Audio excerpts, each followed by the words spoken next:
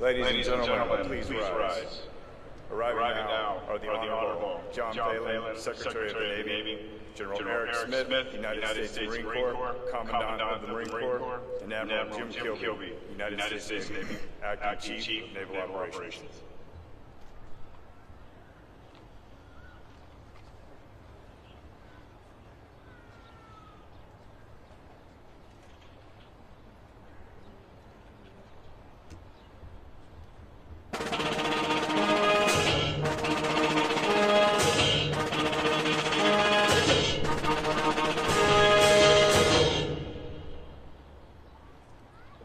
Ladies and gentlemen, the Honorable JD Vance, Vice President of the United States of America, accompanied by Vice Admiral M. Davis, United States Navy, the Superintendent, United States Navy.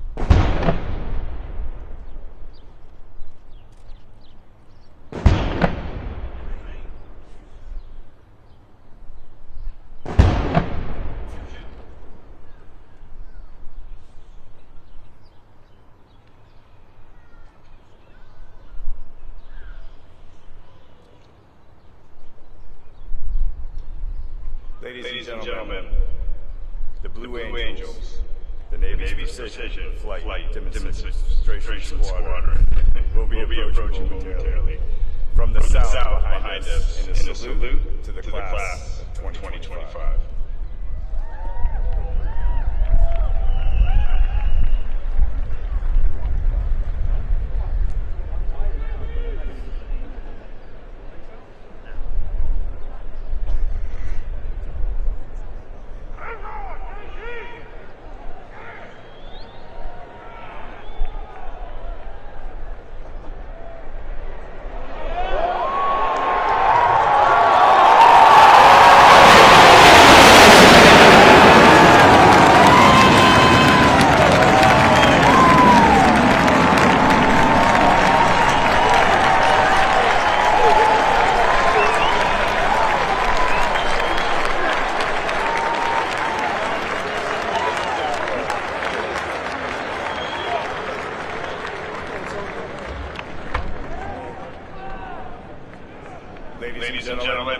invite all of our guests to remain standing for our national anthem, sung by Midshipman First Class Quinn Gonzalez, and then the amplification by Captain Maurice Future, Chaplain Corps, United States Navy.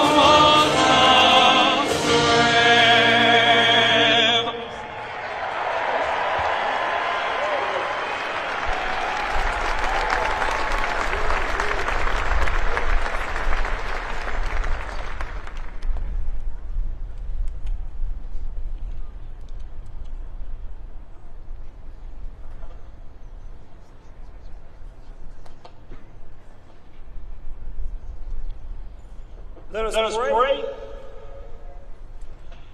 Most gracious and triumphant God, we come to announce to the world that these warriors are ready to fight tonight. For the record reflects they have the moral clarity for the fog of war, the mental agility to outwit the opposition, and more importantly, the spiritual readiness to say on behalf of we the people, of the people, and by the people, that the best is yet to come. So would you stretch forth your hand and stir up our faith as a people? For only then will we know that all things are possible to those that dare to believe. Now receive all of your glory, your power, and your honor forever. Amen. Please be seated. Ladies and gentlemen, the 65th Superintendent of the United States Naval Academy, Vice Admiral Yvette M. Davis.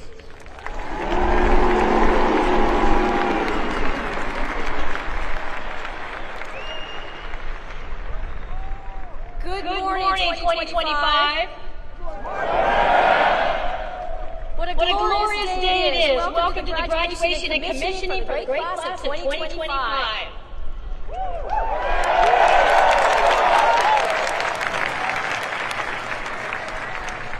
There can be no question about the significance of today. We have the privilege of hosting our Vice President, the Honorable JD Vance, the Secretary of the Navy, Secretary Phelan, the Commandant of the Marine Corps, General Smith, and the Acting Chief of Naval Operations, Admiral Kilby.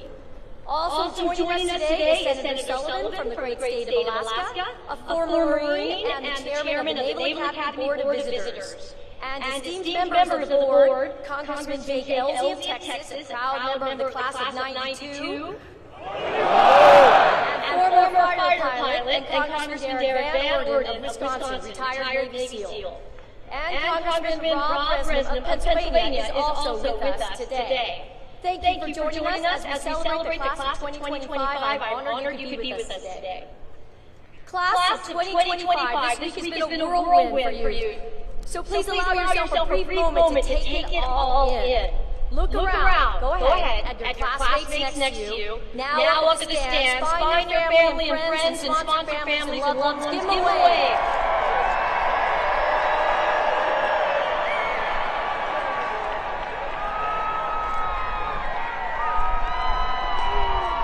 To all of the parents, grandparents, guardians, and mentors out in the crowd, I want to thank you for instilling the values that attracted your midshipmen to want to serve and to live a life of consequence. We are forever in your debt. And thank you to our amazing and incredible dedicated faculty, staff, coaches, and sponsor families who contributed to this class's development into officers of character, dedicated profession of arms. So 2025, to those who challenged you and pushed you to achieve greater things than you thought possible, to those who supported you and mentored you, please join me in giving them a heartfelt round of applause.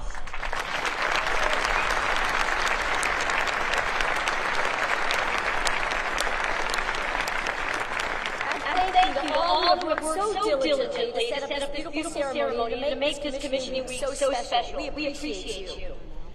A special welcome to the members of the class of 1975,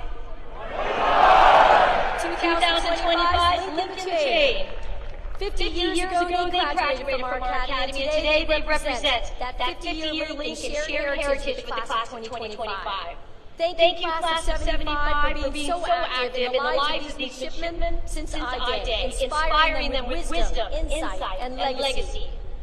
Now, 2025, I again ask that you look around, but this time, look at the exquisite Navy Marine Corps Memorial Stadium you are in.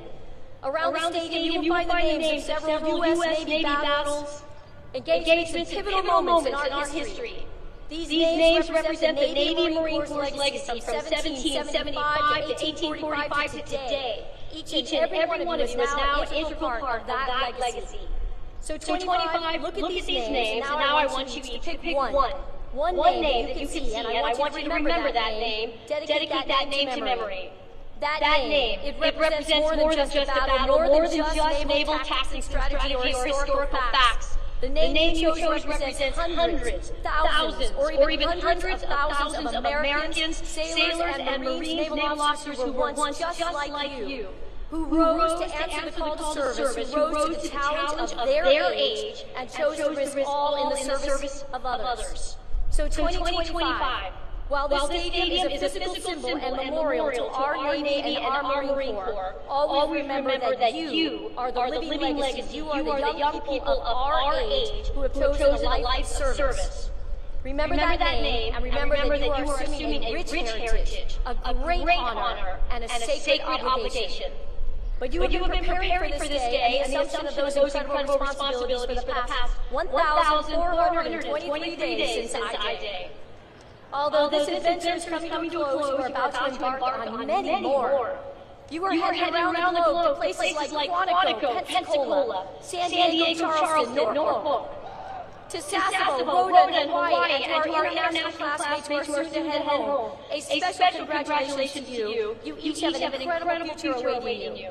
But no, Annapolis will always be here for you, and the Naval Academy will always be your home. And this moment right now, surrounded by your classmates and the legacy of those before you, this moment will be one of those that you will never forget. It will join other fond memories of crawling through mud and over obstacles at sea trials, bearing each other's weight as a team at Herndon twice, and swimming side by side at the first ever shellback ceremony. It will join memories of gloriously beating the Army at every opportunity.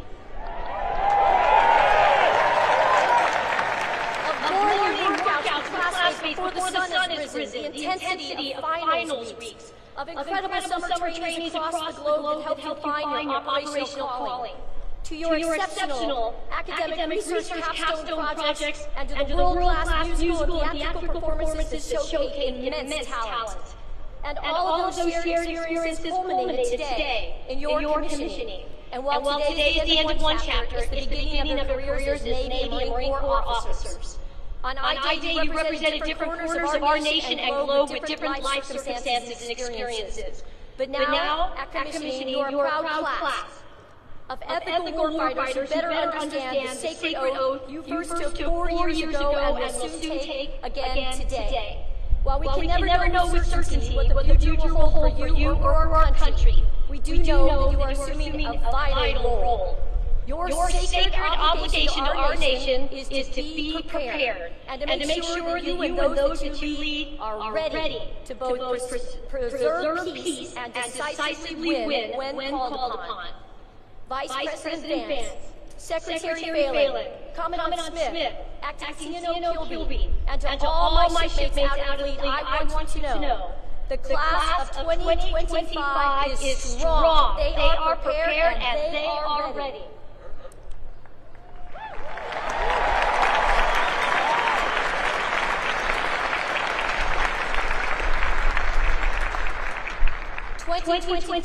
Your Naval Academy family is incredibly proud of you. I'm incredibly proud of you, and I can't wait to see what you will accomplish in the years ahead. It is now my pleasure to introduce our 79th Secretary of the Navy, the Honorable John C. Phelan.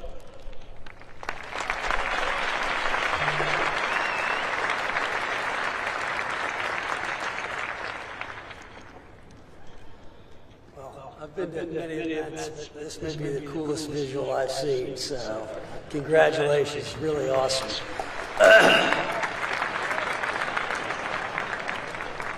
Mr. Vice President, Commandant, Acting Chief of Naval Operations, Superintendent, distinguished guests, faculty, staff, families, and most importantly, the class of 2025, good morning. Admiral Davids, thank you for the kind introduction. Serving as the 79th Secretary of the Navy is a privilege of my lifetime, and I thank President Trump for his trust and confidence in appointing me to this role. And it's a particular honor to welcome and thank Vice President JD Vance for his presence today. As a Marine and combat veteran, Vice President Vance represents what makes this nation great. Courage forged through hardship, service defined by humility, and deep, unshakable belief that this country is worth fighting for. From the hills of Ohio to the battlefields of Iraq, and now to the halls of leadership in the White House, Vice President Vance's journey reminds us that honor is not given, it is earned. Thank you, Mr. Vice President, for your example, your service, and your continued leadership.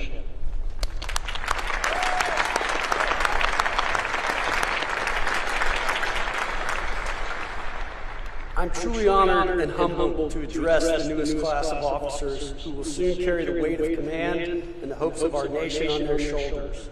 You have earned the right to wear the uniform, not merely through the rigor of academics or the trials of Bancroft Hall, but through your daily commitment to something larger than yourselves. Today is a celebration, but is also a moment of transition. In a matter of days, you will be entrusted with lives, with missions vital to our national security, and with the legacy of those who came before you. From today forward, you are more than midshipmen. You are leaders in the Navy and Marine Corps, officers in a force that stands guard over freedom on every ocean, in every time zone, every hour of every day. That's no small thing, but let me be honest with you. What you're about to step into is not easy. The pace of change is accelerating. The threats are growing more sophisticated. The burden of leadership is heavier than ever, but so is the opportunity. The opportunity to shape the future of naval warfare, the opportunity to lead diverse, talented teams in ways that will define missions and even save lives. The opportunity to be exactly the kind of leader the world needs now. Smart, grounded, resilient, humble, and courageous. What will define you from this moment on is not your commission or your class rank or even your service selection.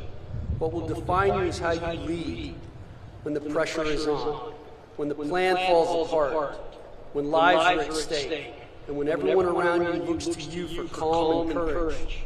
Leadership is never about you, it's about those you serve. General John Lejeune had it right when he said the relationship between officers and enlisted must be like teacher and scholar, not superior and inferior. Your people will teach you more than you expect. Respect that. Learn from them. Lead them well. You are not simply to give orders. You are to grow those under your command into something better. Instill in them the core values of honor, courage, and commitment. Not just with words, but through example. Now, a quick word about values. Honor, courage, commitment. These aren't just words etched on academy walls or printed in manuals. They are your compass. And in a future filled with new technologies, cyber threats, and global instability, character will matter more than ever. You are inheriting a fleet that sails in a world full of complexity and consequence. We face adversaries who test the rule-based order at sea. We operate in an environment where innovation moves at the speed of relevance, and we must be agile, accountable, and adaptive, because lethality is just not about firepower. It is about clarity of purpose, efficiency of action, and unity of command. Admiral Rickover, father of the nuclear navy, once said, "Responsibility is a unique concept. You may share it with others, but your portion is not diminished. You cannot delegate accountability. When the mission falters, your name is on the line. When it succeeds, share the credit. That is leadership. There will be days when you'll feel the weight or burden of leadership. That's natural. But on those days, remember this: you are not alone. You stand on the shoulders of those who came before you, and beside shipmates who will have your back in ways that will stay with you for the rest of your life. You are stepping into a future that will test you. But I believe, we believe, the American people believe that you are ready. Ready to innovate, ready to inspire, ready to lead in a Navy and Marine Corps that is evolving, modernizing, and building a more lethal, adaptable, and resilient force. You are the future of that force. So take pride in what you've achieved, take responsibility for what comes next, and take care of those you are privileged to lead. Your commission is more than a contract. It is a covenant with the American people. They trust you to defend this nation with honor, to wield power with restraint, and to lead with integrity, even when no one is watching. So class of 2025, step forward with confidence, but carry within you the humility of those who came before. From the decks of destroyers to the cockpits of strike aircraft, from forward operating bases to submarines beneath the sea, you'll be the tip of the spear and the steady hand behind it. In closing, know this: your country is proud of you, not just for what you've done, but for who you've chosen to become. You are not just graduates, you are defenders of the Constitution, ambassadors of liberty, and the next generation of American leaders. May God bless you, your families, and the United States of America. Congratulations on this well-deserved honor. Thank you.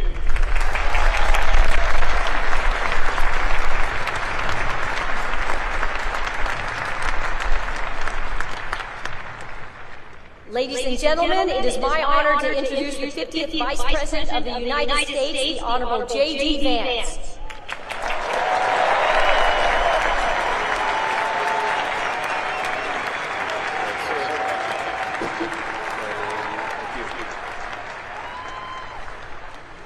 Well, it is great to be with you here on this incredible day, and I gotta say, it's a pretty cool trick where when people say good morning, you guys say it back in unison. So let me say good morning to the class of 2025.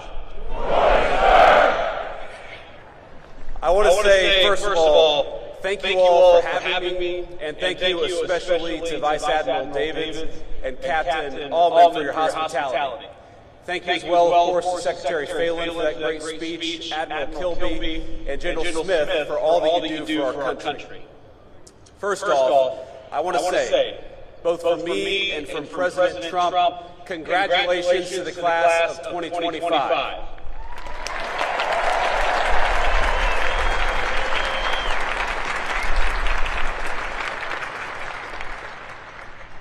I want to say congratulations not just to you all, because you all certainly earned a great honor, but congratulations to the families, the friends, the faculty, plus the other midshipmen and service members who join us on this beautiful morning and share in this incredible day.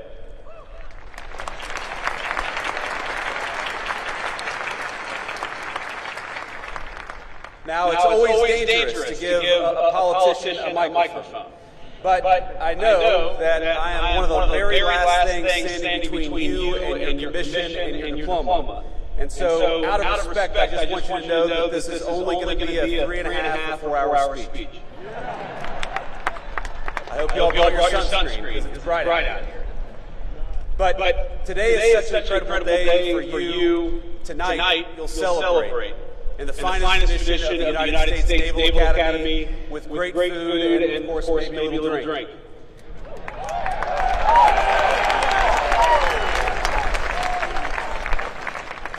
But I hope that as you celebrate, you remember that this is not just your day, as hard as you have worked for it. This day belongs to parents, grandparents, aunts, uncles, teachers, brothers, sisters, and so many others. You, all of you, are the product of an incredible legacy. People who worked hard to give you a good education, food on the table, and a sense of possibility. People who took you to church, to practices, to tutoring sessions. People who prayed for you when you struggled and celebrated with you at moments just like today. Most of you are fortunate enough to have someone here to celebrate with you. Some of you don't. But whether they are here with you or not, the very best piece of advice I can give you is to begin your life in the fleet with the spirit of gratitude. Be thankful for all the people gathered here today and those who aren't, because they made you who you are, and they got you where you are today.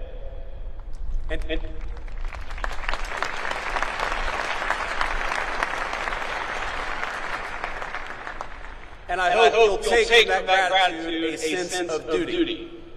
You owe it to the American people, to yourselves, but most of all to the people who sacrificed so hard to get you here. You owe it to them to do the best job you can, and I know that is exactly what you're going to do. Now, it's customary in speeches like this for people like me to offer words of congratulations and maybe a little bit of advice. Of course, I just did exactly that.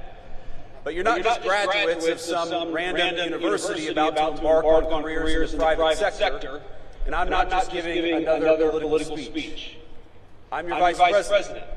And the minute you walk off the stage with your diploma and your commission, you will be officers in the United States Navy and the United States Marine Corps, and that is an incredible thing.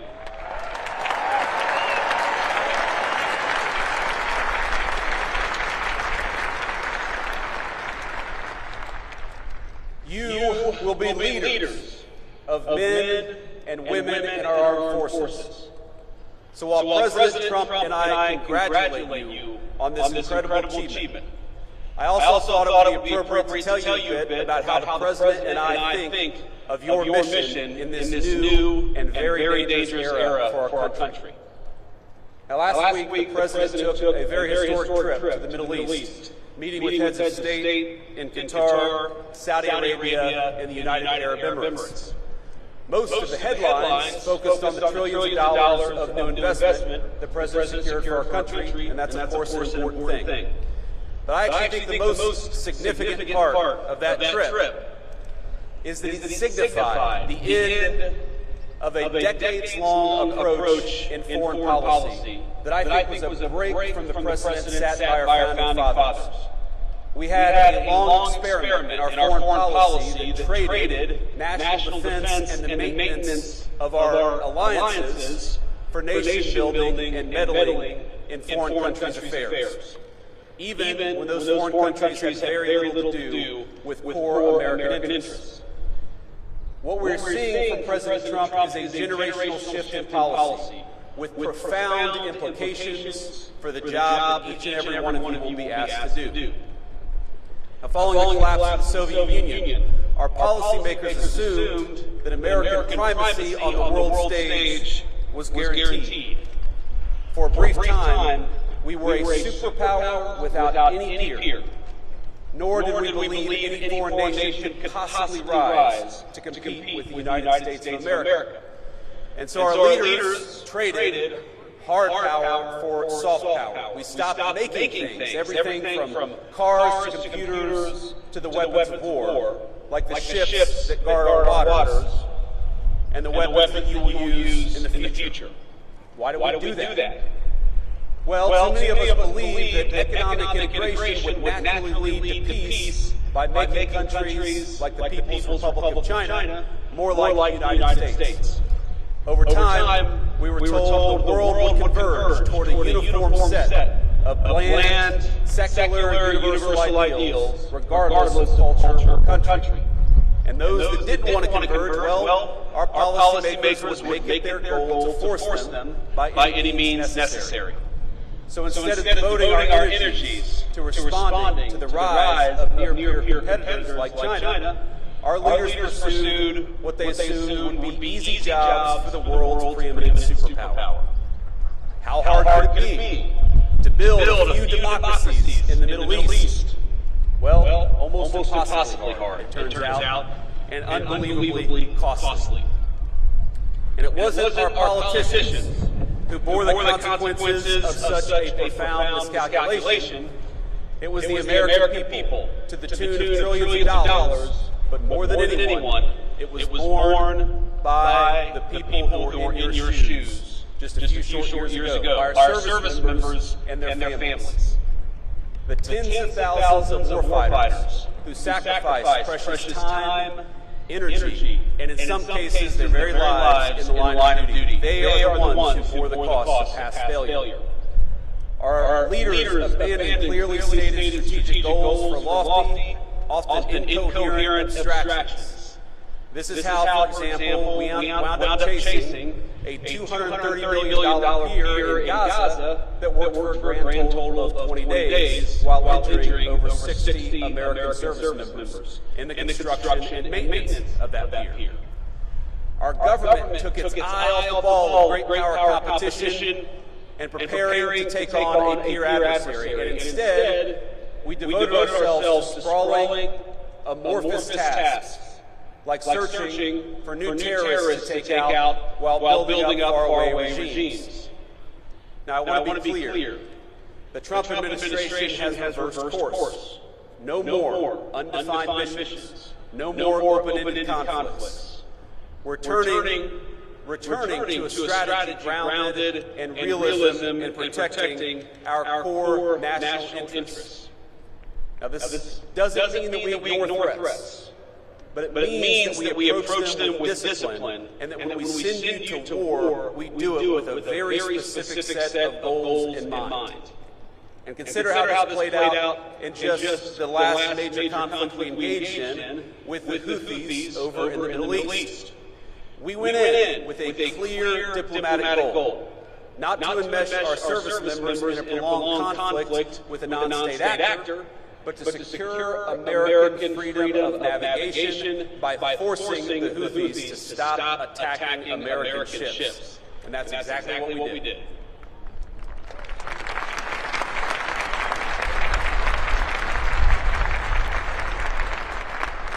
We pursued that goal through overwhelming force against Houthi military targets. In just the first 100 days of the administration, we were able to reach a ceasefire in a conflict that had been ongoing for nearly 2 years.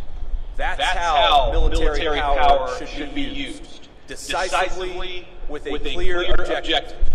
We ought to be cautious in deciding to throw a punch, but when we throw a punch, we throw a punch hard, and we do it decisively, and that's exactly what we may ask you to do.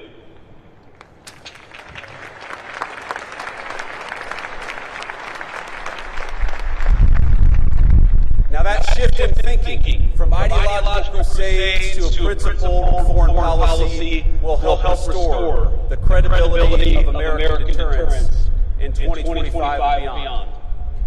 With the Trump administration, our adversaries now know when the United States sets a red line, it will be enforced. And when we engage, we do so with purpose, with superior force, with superior weapons, and with the best people anywhere in the world.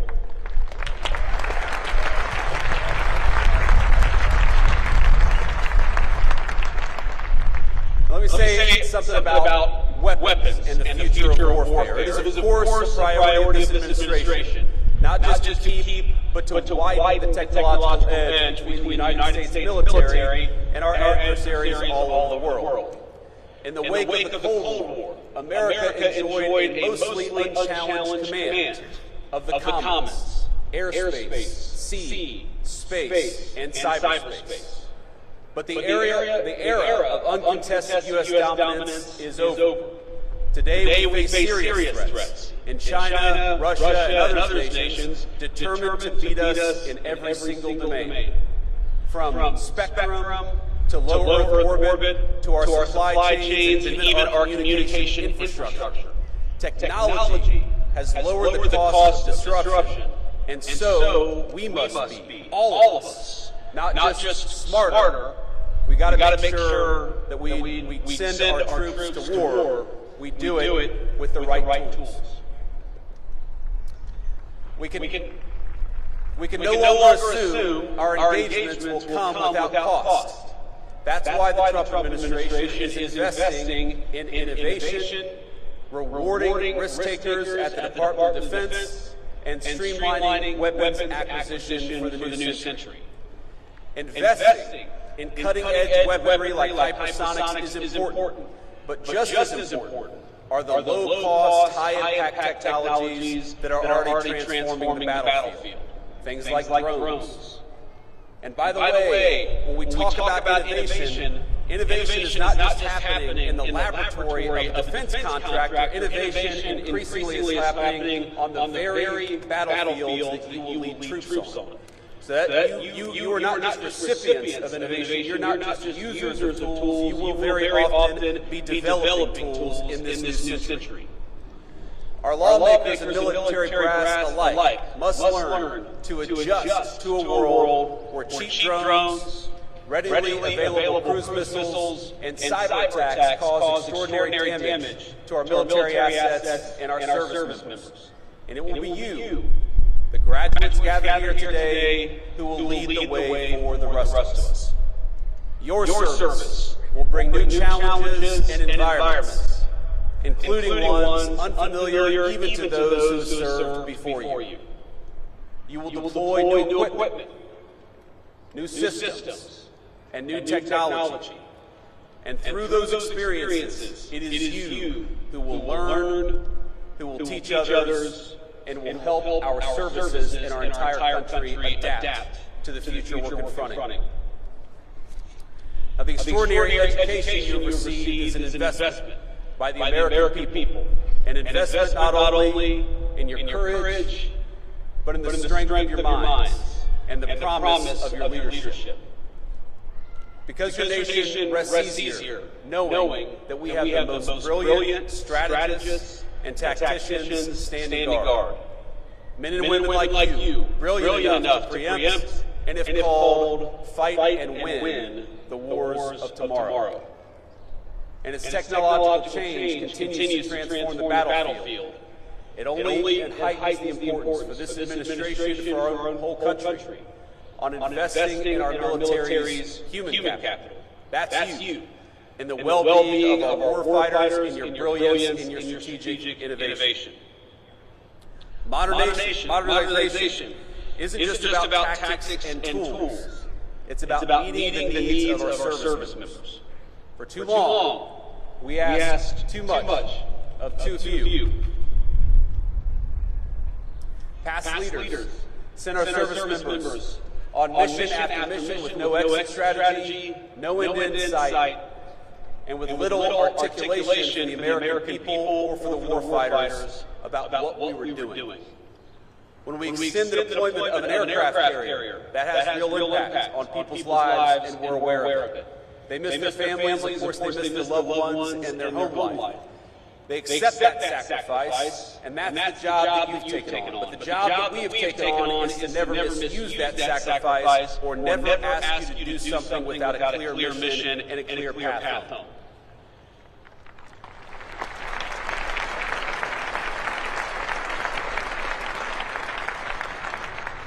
The Trump administration recognizes that our most valuable resources, it's you.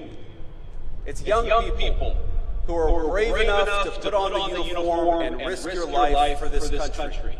And we promise, I promise, to cultivate that resource, to protect it, and to use it only when the national interest demands. And what makes your new life so unique is that you must take multiple perspectives.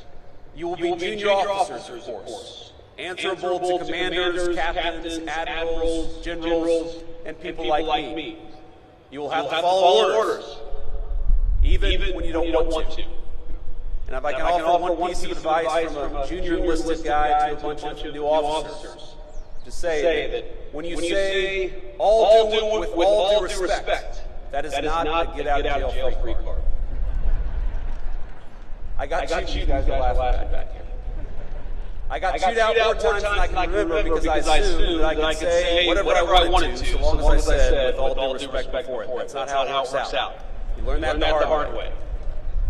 But importantly, you are not just following orders. More often than not, you will be giving them. And just as I see you as our most precious resource, so you must see the men and women who call you sir and ma'am as your most sacred charge. You will not just be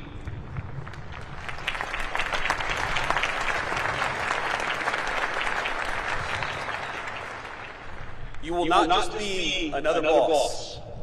You will counsel them through triumph and tragedy. You will learn that there is no clear line between personal and professional for officers in the Navy and Marine Corps. But I encourage you to see them not just as people who must follow your orders, but as leaders in their own right, with incredible wisdom and incredible potential. Now this is shocking to think about, but there are senior enlisted people who started their careers in the Navy or the Marine Corps before you were born, who will call you sir and ma'am and follow your orders. Think about what an incredible honor that is. And think about what an incredible opportunity it is, not just to lead these men and women, but also to learn from these men and women. And that is the task before you.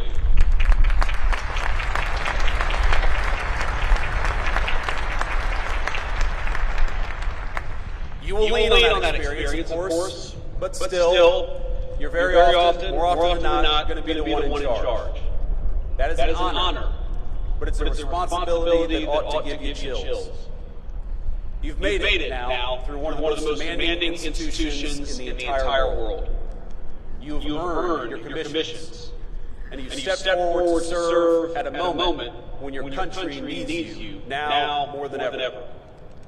But you're stepping into gigantic shoes, and it's worth taking stock of that as you prepare to receive your commission.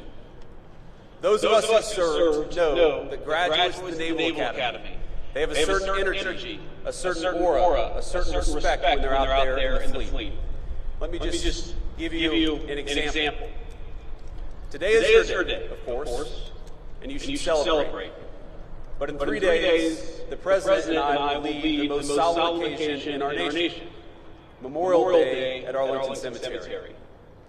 You'll learn, as I have, that when people say things like Happy Memorial Day, you appreciate the sentiment behind it, but you know that it's wrong.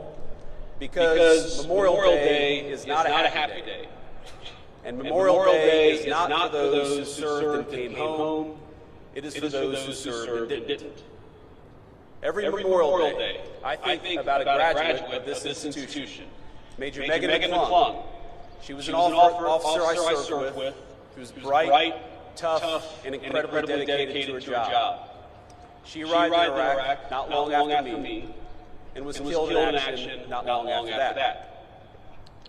She loved this institution, and like so many that came before her, she built on its legacy in the way that she served her country.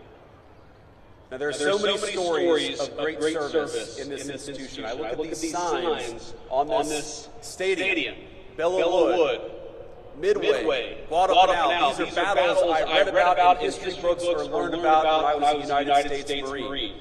If you just try to read a list of the people who served after graduating from this institution, the list is almost so long you can't get through it. Senior leaders, Commandants of the Marine Corps, Chiefs of Naval Operations, astronauts, great business leaders, and even a few lowly politicians have graduated from the United States Naval Academy. Their service is an incredible legacy that they have passed on to you. And you are the bridge that connects the incredible heritage of this institution to the future duties and responsibilities your country needs you to perform. That's an incredible honor, but it's also an incredible responsibility, and I hope you take it seriously.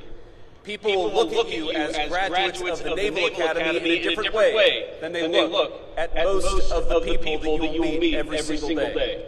They will look at you that way, yes, because you worked hard, and yes, because you deserve this day, but they will also look at you differently because you stand on the shoulders of giants. And 20, 30, or 40 years from now, there are giants there are people who are going to be standing on your shoulders. So please remember that.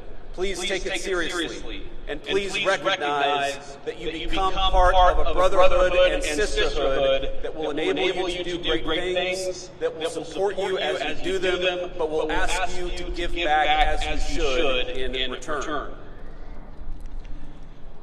You are the inheritors of a national tradition dating back 250 years. It began with John Paul Jones, and the founders of this country asked the United States Navy to take on the most powerful Navy on Earth, and we won. Our first patriots knew the stakes. They did not seek out war. They did everything they could to advocate and petition for their own liberties. But when the time came, they raised the military, they raised the Navy, and they fought like hell. They are examples, lives on in all of you. In their courage, we see the roots of your calling to be strong but not reckless, to seek peace but never at the expense of liberty, to hold firm to your convictions, even when the cost is high. Now, I want to say to all of you, I've been Vice President for all of about 120 days. And this summer, I will celebrate my 41st birthday. But I have never, in those 41 years, been so proud as I am today. To honor you, to celebrate you, and to congratulate you on a job well done.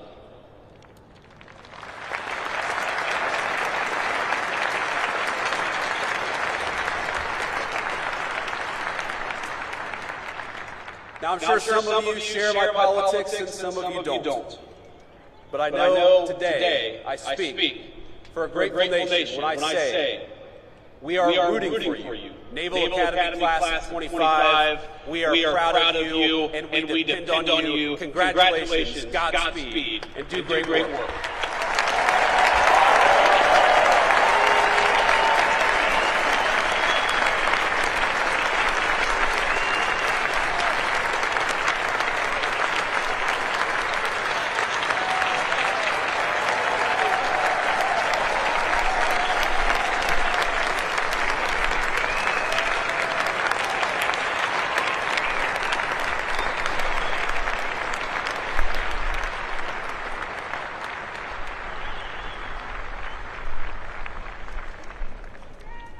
Thank you, sir.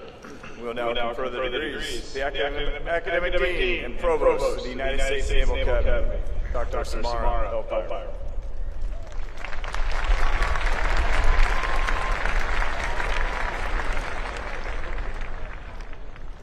Successfully completing the requirements and demands of a Naval Academy education is no small feat.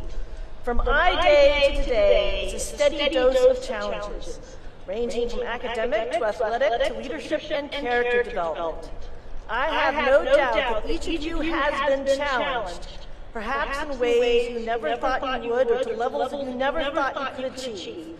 But you rose to that challenge, and we congratulate each of you for doing so.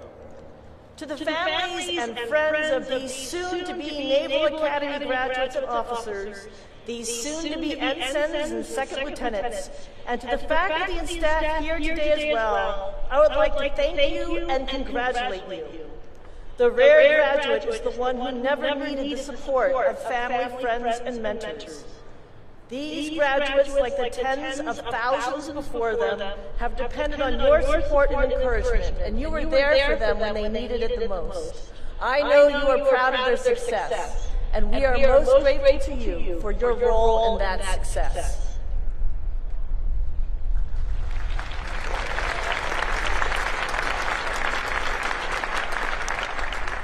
Candidates, please rise.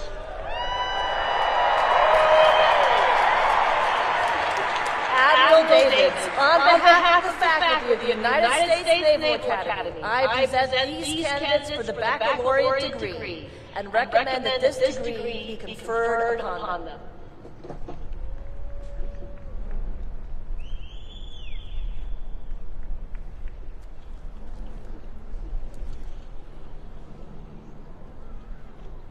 As you have successfully completed your course of study at the United States Naval Academy and have been recommended by the Academic Board as Superintendent of the United States Naval Academy and by virtue of the authority vested in me by the Congress of the United States, I confer upon each of you the baccalaureate degree with all rights and privileges thereunto pertaining.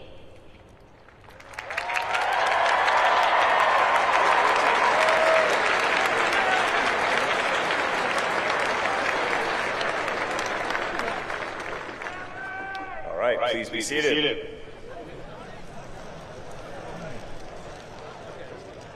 The Commandant of the Marine Corps, General Eric Smith, United States Marine Corps, will administer the oath of office to those being commissioned into the United States Marine Corps. General Smith, I present 257 midshipmen of the graduating class of 2025 to be commissioned into the Marine Corps.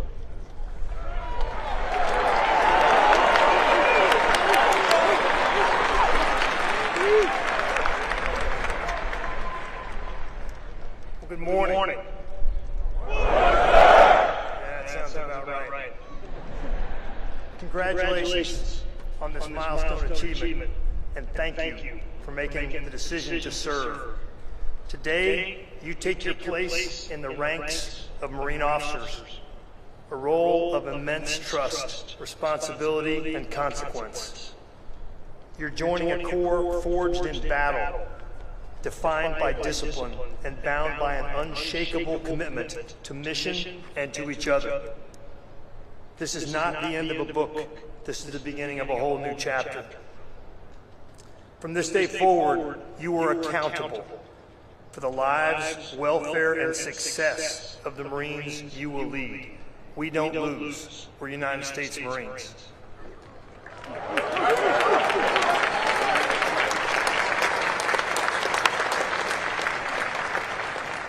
Your Marines won't follow you because of your rank.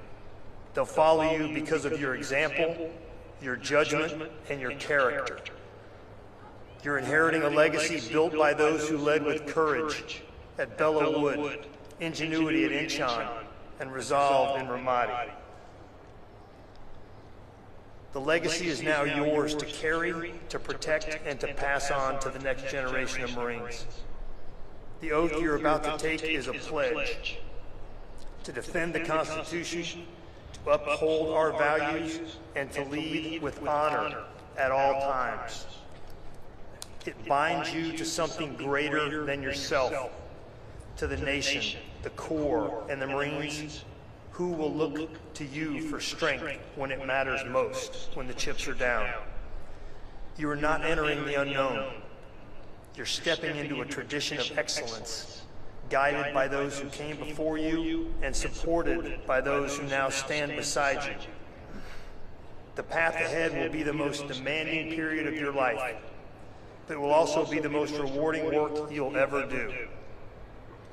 We're proud to welcome you into the Marine Corps as officers.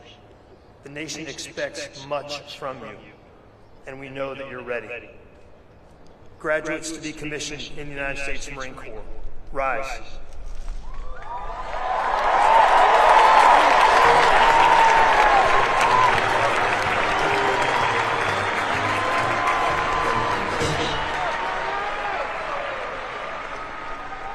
Raise your right hands. Having been appointed as Second Lieutenant in the United States Marine Corps to rank from 23 May 2025, I'll ask you this. Do you hereby accept such appointment? And do you solemnly swear that you will support and defend the Constitution of the United States against all enemies, foreign and domestic, that you will bear true faith and allegiance to the same, that you take this obligation freely without any mental reservation or purpose of evasion, and that you will well and faithfully discharge the duties of the office on which you are about to enter, so help you God.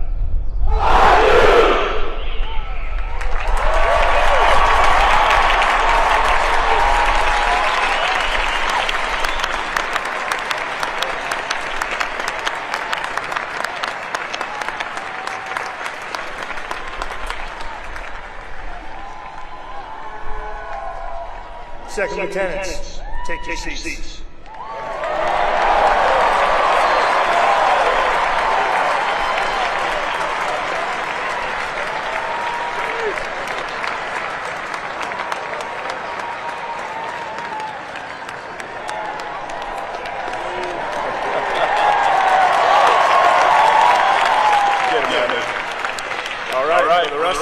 The Acting Chief of Naval Operations, Admiral Kilby, United States Navy, will administer the oath of office to those being commissioned into the United States Navy. Admiral Kilby, I present 764 midshipmen of the graduating class to be commissioned into the Navy.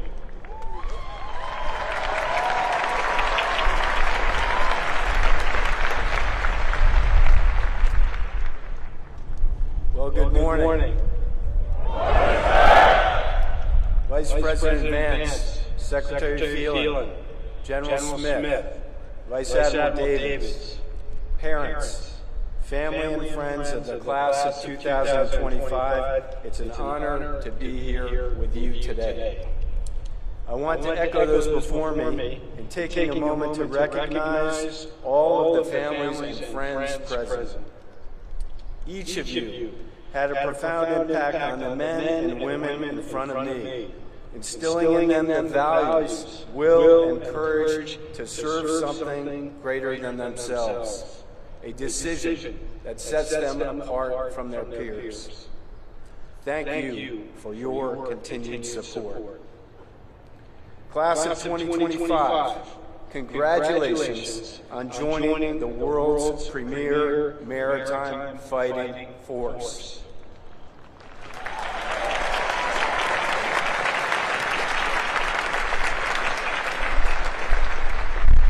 For 250 years, the United States Navy has provided our nation with the sea power and sea control needed to preserve our security, prosperity, and economic wealth. This year has been no different. Just take a look at our actions in the Indo-Pacific, in the Red Sea, and at the southern border. Soon, you will take your place in this Navy, delivering lethality and combat credibility against our nation's adversaries.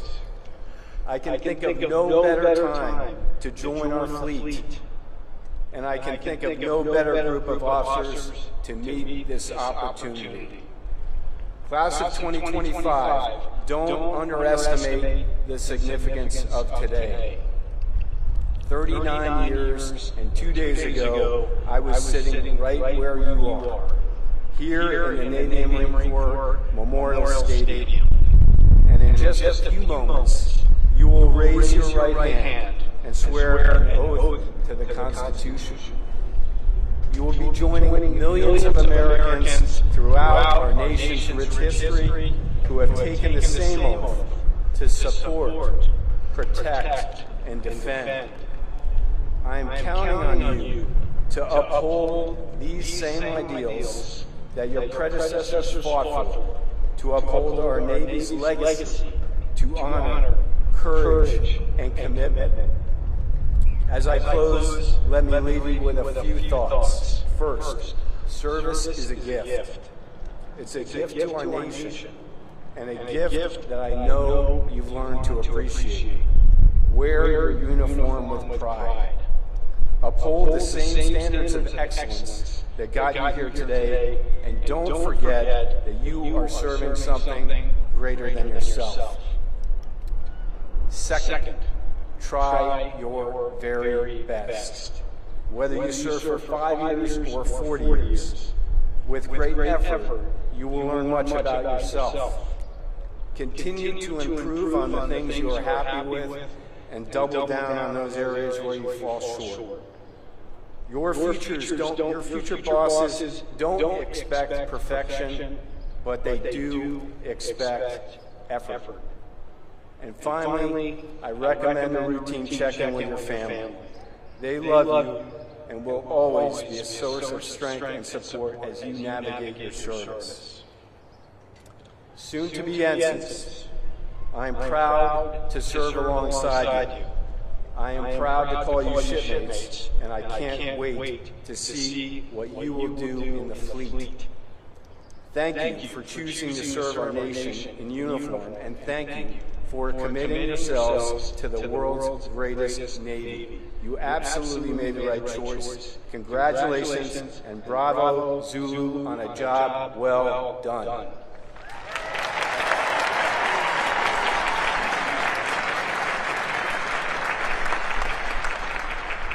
Graduates to be commissioned in the United States Navy, please rise.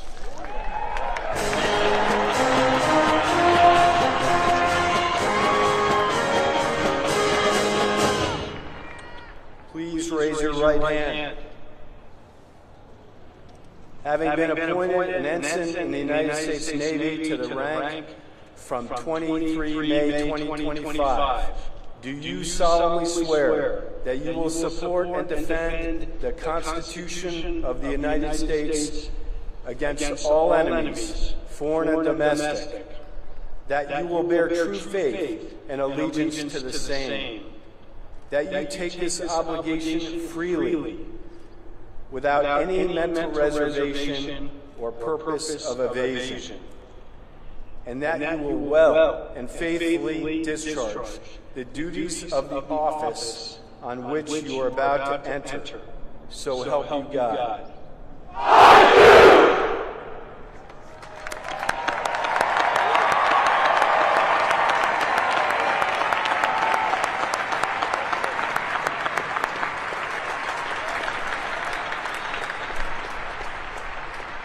Ensigns, seats.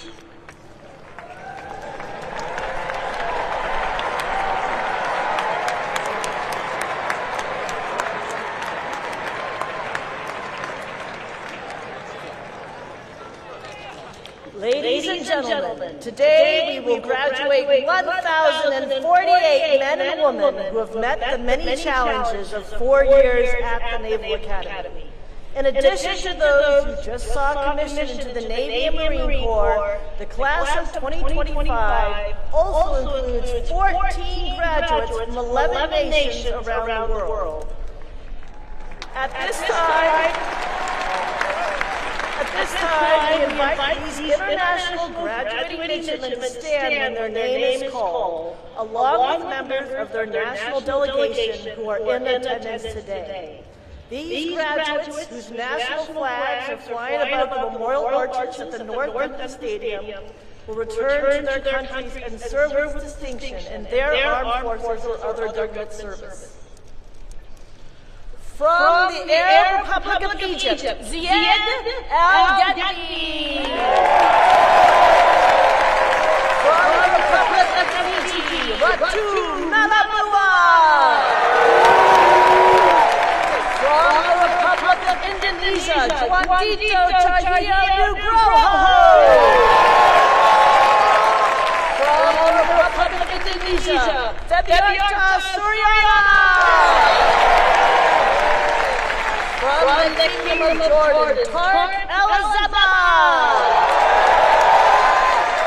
From the Republic of Maldives, Hassan Nisha. From the Republic of Peru, Luigi Caparini. From the Republic of Philippines, Michelle and Angelou Delior.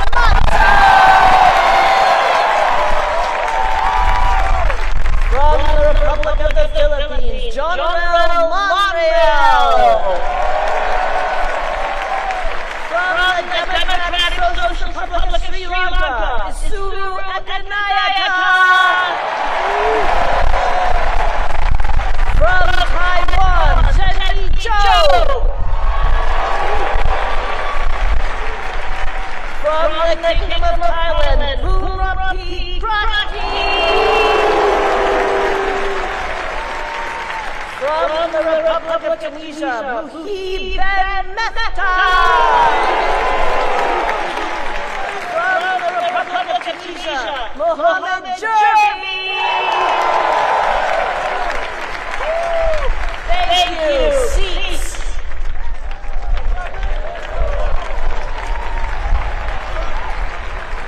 Today's graduates join the more than 90,000 men and women who have graduated from the Naval Academy since its founding in 1845. As part of our graduation ceremony today, members of the Naval Academy class that preceded this year's graduates by 50 years will honor this continuing chain of Naval Academy graduates by presenting engraved ensign or second lieutenant uniform devices to the class of 2025. Several members of the class of 1975 are listed in your program and are here today to participate in this special recognition of Naval Academy graduates' contributions across the decades. Please join me in recognizing and applauding these distinguished graduates.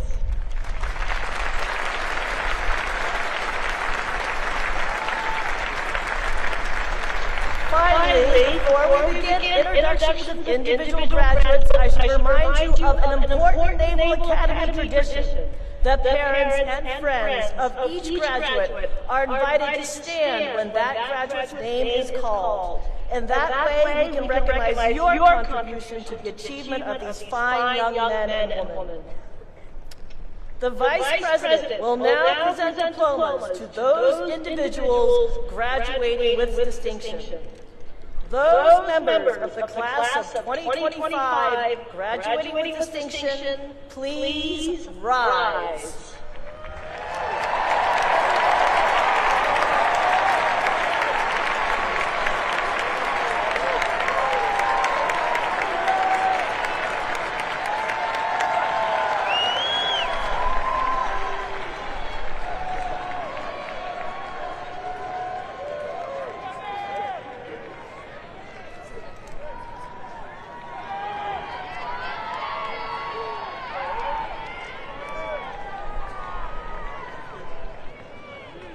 Owen M. O'Malley stands first in the class.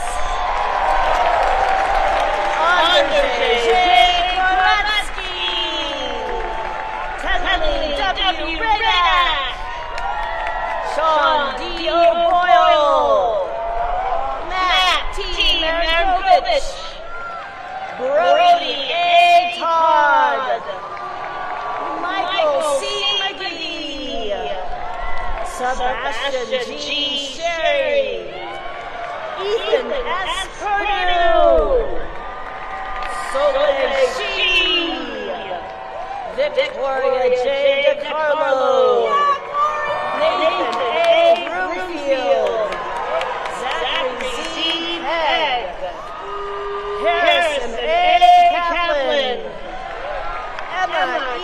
Fromelt, Connor W. Pettigrew, Reese and Winter, Aiden L. Clay, Jacob L. Price, Jillian R. Anke, Ryan J.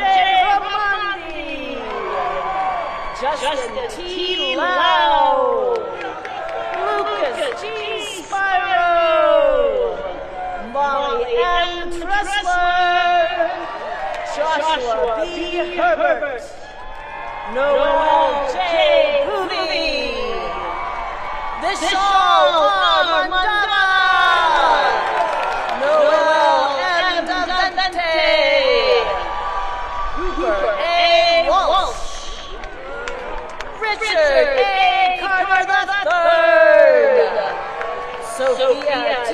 Utzinger, Grace Ann Peterson, Troy J. Boland, Nicholas Constantine Spears, Gavin A. Milligan, Daniel J. Mullen, Jackson W. Sutter Jr., Samuel Mark Anglin, John F. Janess, Marcus J. Schreiber, Dalton M. Keglovitz, Katie T. Stigler, Emma C. Kirby, Jonathan C. Howitt, Nathaniel S. Gunn, Olivia J. Love, Sebastian J. Gordillo, Jonathan R. Sauer, Hava Serafinsky, Emma E. Stott, Conrad P. Davis, Luke W. Sweeney, Stephen J. Lubers, Lauren M. Leckles, Ivan P. Thomas, Marshall J. Hansen, Gabriel B. Spencer, Thomas Owen Pittsburgh, and Lau, Toby Jeffrey Davis II, Demetrius S. Bush, Owen M. Barron, Alexander M. Grande, Sean A. Patty, Amelia E. Steinbacher, Kyle T. O'Doy, Benjamin A. Miller, Kevin A. Lamb, Tanner Aloysius Kelly, Micah Jacob Verona Rica Fronte, Gabriel A.P.D. Wen, Andrew W. Fickle, Samuel J. Beatty, Matthew Brian Coleman, Walker H. French,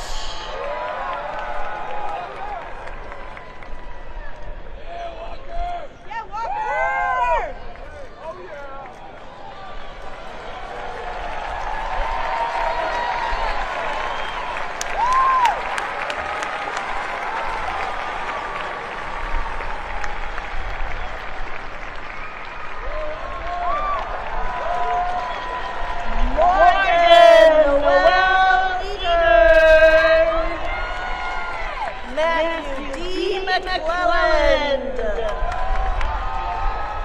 Maris E. Larkins, Gabriel V. Abreu, Sean D. Boyd, William J. Sanchez, Brandon M. Buford, Daniel R. Barber, Sean D. Miller,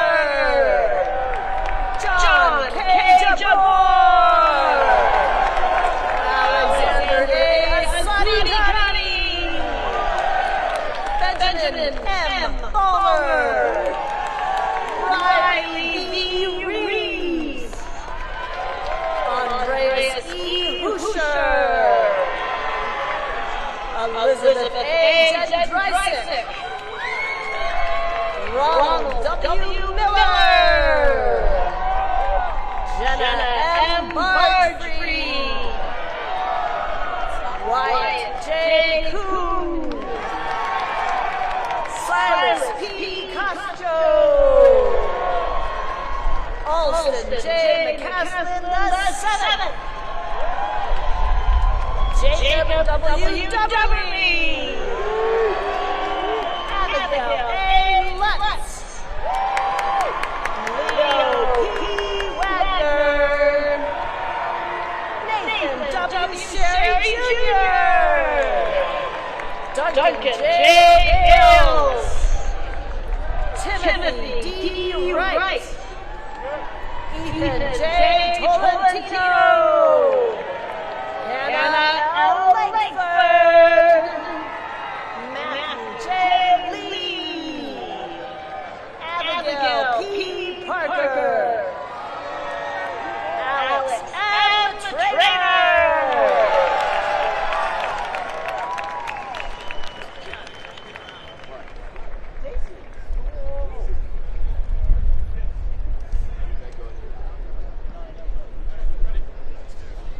the Vice President, the Secretary of the Navy, the Acting Chief of Naval Operations, the Commandant of the Marine Corps, the Superintendent, and the Commandant of Midland will now present diplomas to members of the graduating class individually by company. Odd-numbered companies will receive their diplomas from my left, and even-numbered companies from my right.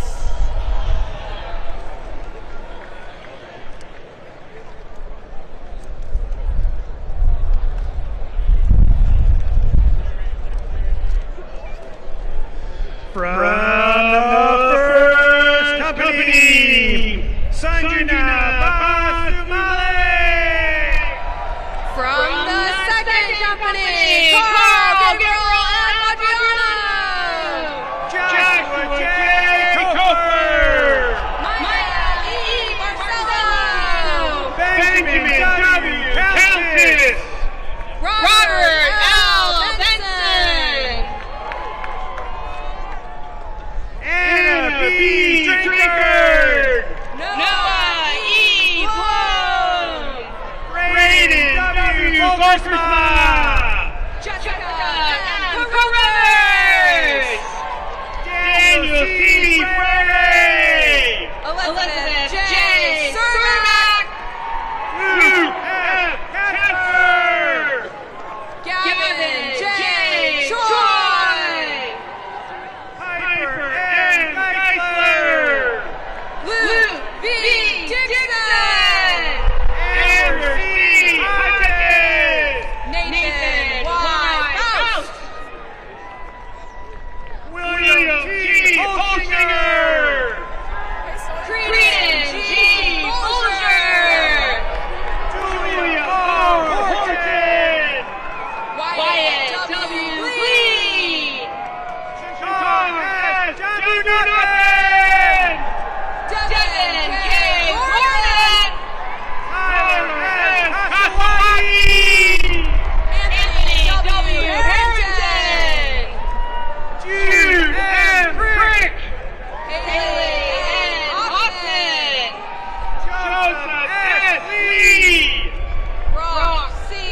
Houston. Ashley Lewis Elf. Michael G. Calvert. Grace E. Laut. Emmett C. Kirby. Lily E. Luce. Natalie H. Kramer. Ryan L. Lane. Michael D. Maxwell.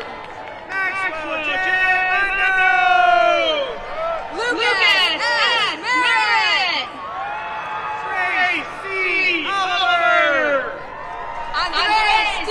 Ruiz. Caleb W. Shea. Joshua X. Silva. Xavier B. Jonathan. Thomas R. Sneed. Kevin K. Sung. Campbell T. States. Luke C. Eden. Christopher J. Stump. Addison E. Wilbur. Joy D. Texera.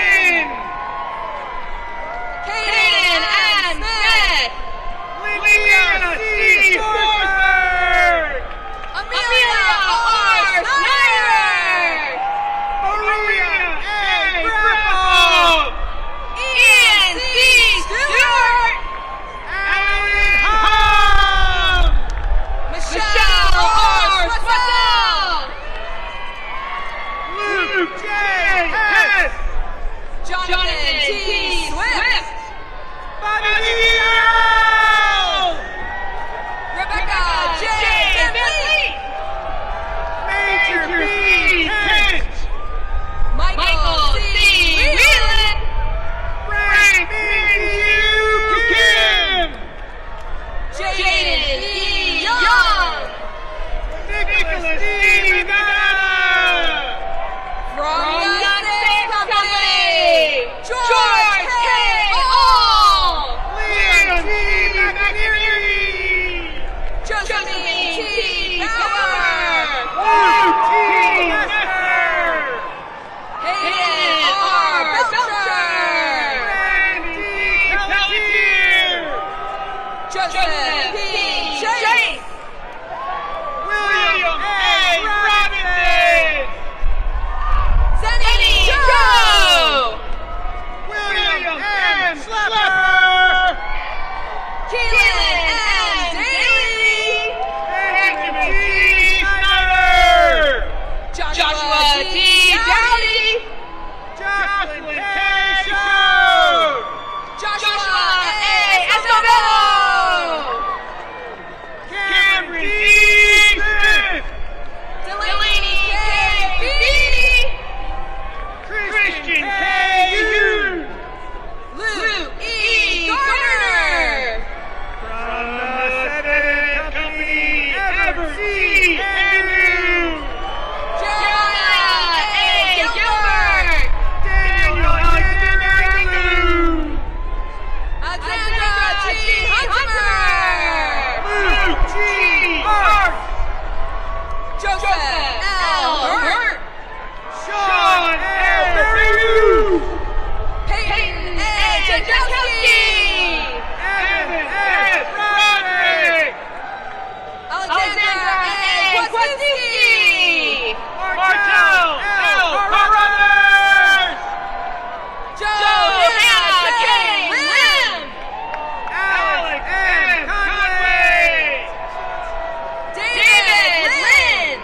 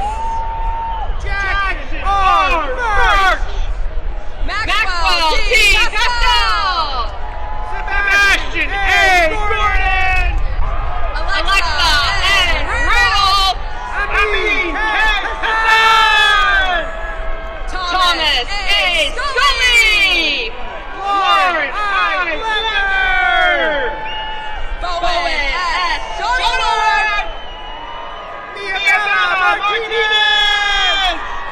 Nathan C. Smith. Hannah L. McCarthy! Tyler J. Sweat. Ratu O. Malamua! And B.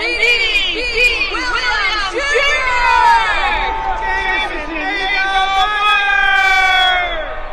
From the 12th Company, Apollo C. Bertram. Connor M. Munson! William L. Camp. Trenton X. Parker! Tyler T. Casey. Joseph A. Payton! Naomi Chow. Liam A. Pahenis! Christopher R. Gardner. Carson O. Radu! Julia M. Davidson. Cole J. Rosenfeld! Kavan R. Davis. Caroline C. Thurlby! Isuru Kulabi Yaka. Ariana C. Mariah! Paulina I.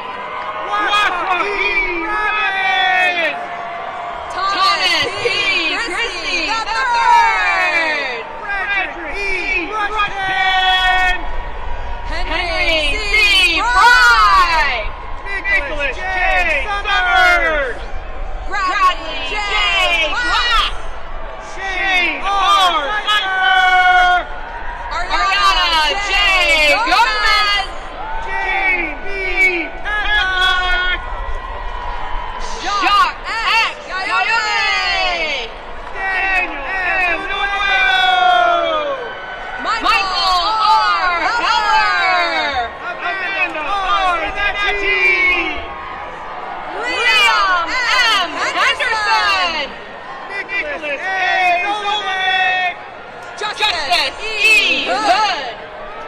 From the 17th Company, Colin S. Andrews. Joseph W. Kakash. Katarina A. Thomas. Catherine D. Kelly. Teresa D. Caleb R. Patricus. Dayton L. Davidio. Gabriella M. Campbell. Connor P. Farrell. Austin L. Lockhart. Nicholas P. Gibbons. Martin N. Lopez. Elijah James Hayden. John S. Lundy. Aiden J. Hammond. Rudy Ron M. Ovia. Justin C. Hawley. Charles J. Olson. Brad J. Hu. Sarah M. Rutherford. Alexander P. Howard. Catherine T. Shaughnessy. Thomas T. Johnson. Lincoln R. Shaw. Jacob Y. Kim. Jackson W. Simmons. Emily Rose S. Kastanovich. Manuel A. Smith. Matthew G. Siri. Jerry A. Yelena Jr. Lola M. Leone. From the 18th Company, John L. I. Arana. Ernst F. McDonald II. Zachary T. Gorham. John M. Nicholas. Joshua M. Clark. Megan M. Murphy. Addison Parker E. Davis. Gavin C. Nielsen. James M. DeJong. Brandon A. Fortune. Sylvia R. Eklund. William C. Pierce. Axel W. Bishop.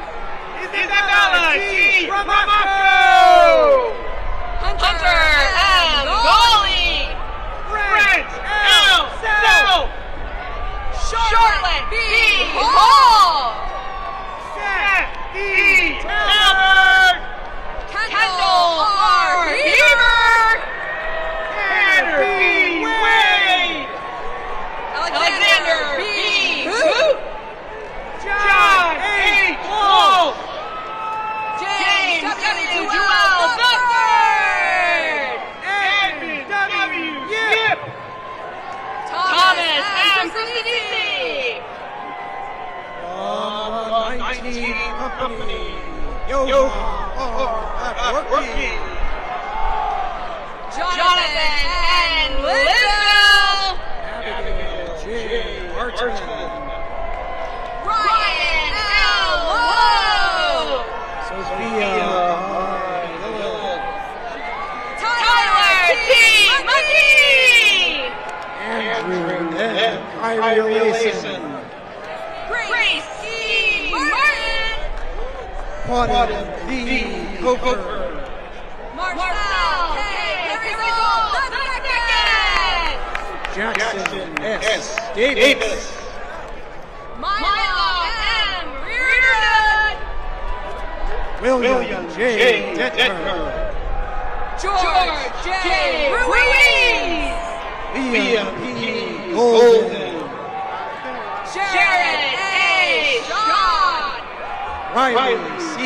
Howden. Nathan M. Simmons.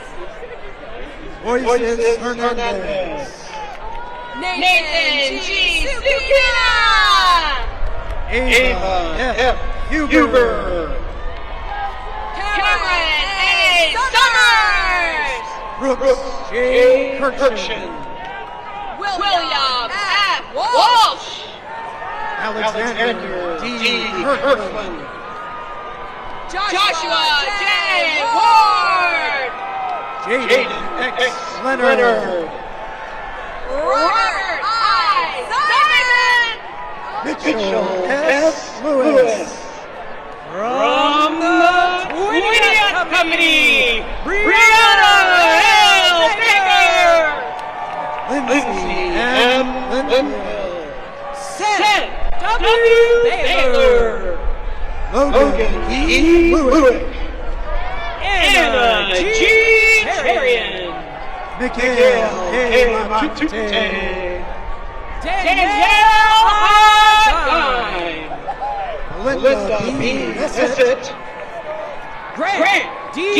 Glasgow. Eric M. Nordquist. William S. Goldsberry. Emily K. Tannenbaum. Kellen R. Luke A. Terrell. Caleb L. Richard P. Verrier IV. Jenna Hernandez. Noah B. Ward. Enoch J. Kim. From the 21st Company, James R. Adams. Keanu R. Manuel. Micah H. Evans. Michael B. Marconi. Natanis T. Gamer. Sarah C. Moore. Ellen O. Hahn.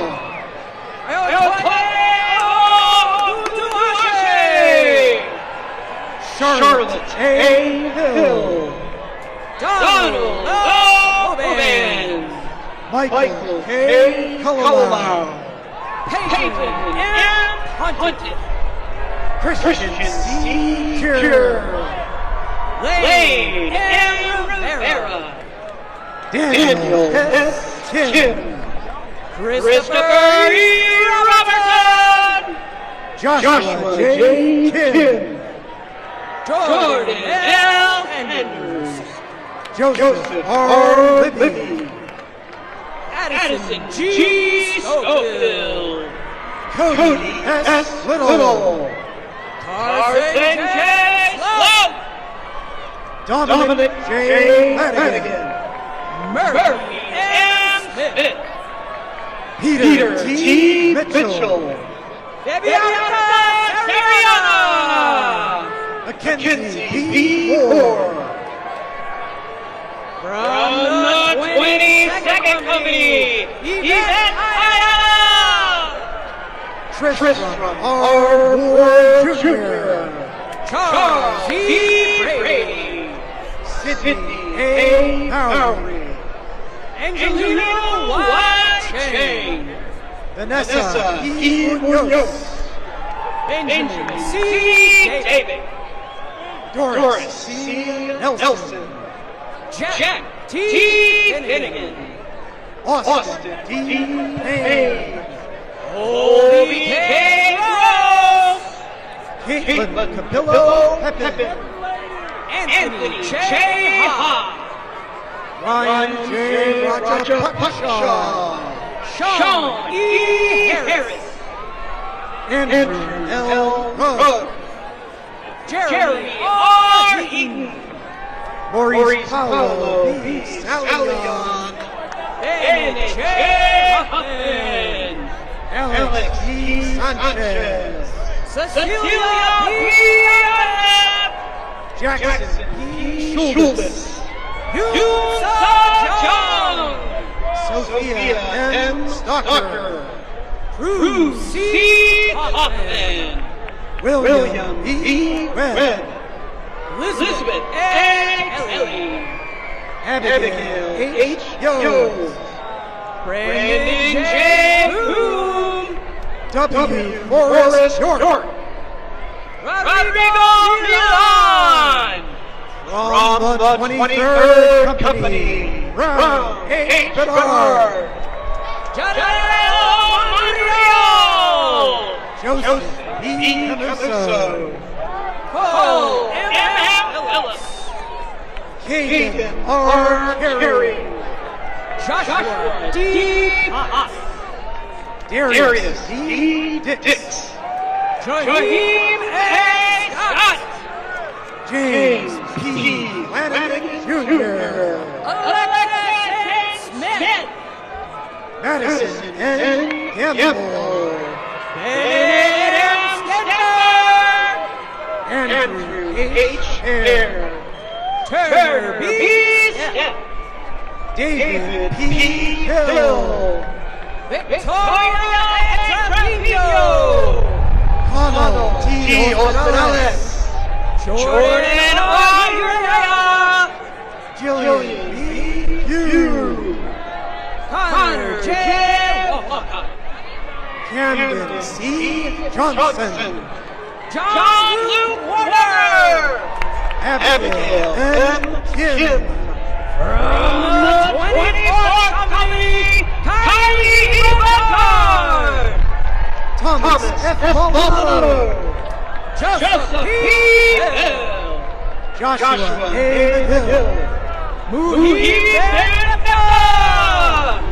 Mimi W. Pugh. Connor M. Cranfield.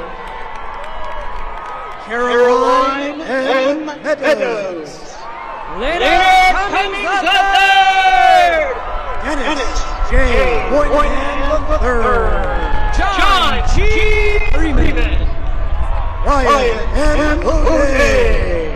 Brianna N. Gibson. Riley J. Reedman. Thomas L. Goldberg. Robert M. Thompson. Noah J. Harding. Mabel E. Urrutia. Deshaun L. Hartfield. Margaret D. Ward. Lillian S. Hong. Solomon A. Osasalasi. Thomas F. Inman. Caroline E. Hickler. Jeremiah S. M. Anthony M. Sundar. Nathan S. Lee. From the 25th Company. Daniel Hager. Junior M. Isaac E. Abbott. John L. Mendes. Owen S. Archer. David A. Mendoza. Thomas D. Chase Jr. Isabella Tina Navalio. Riley W. Claudice.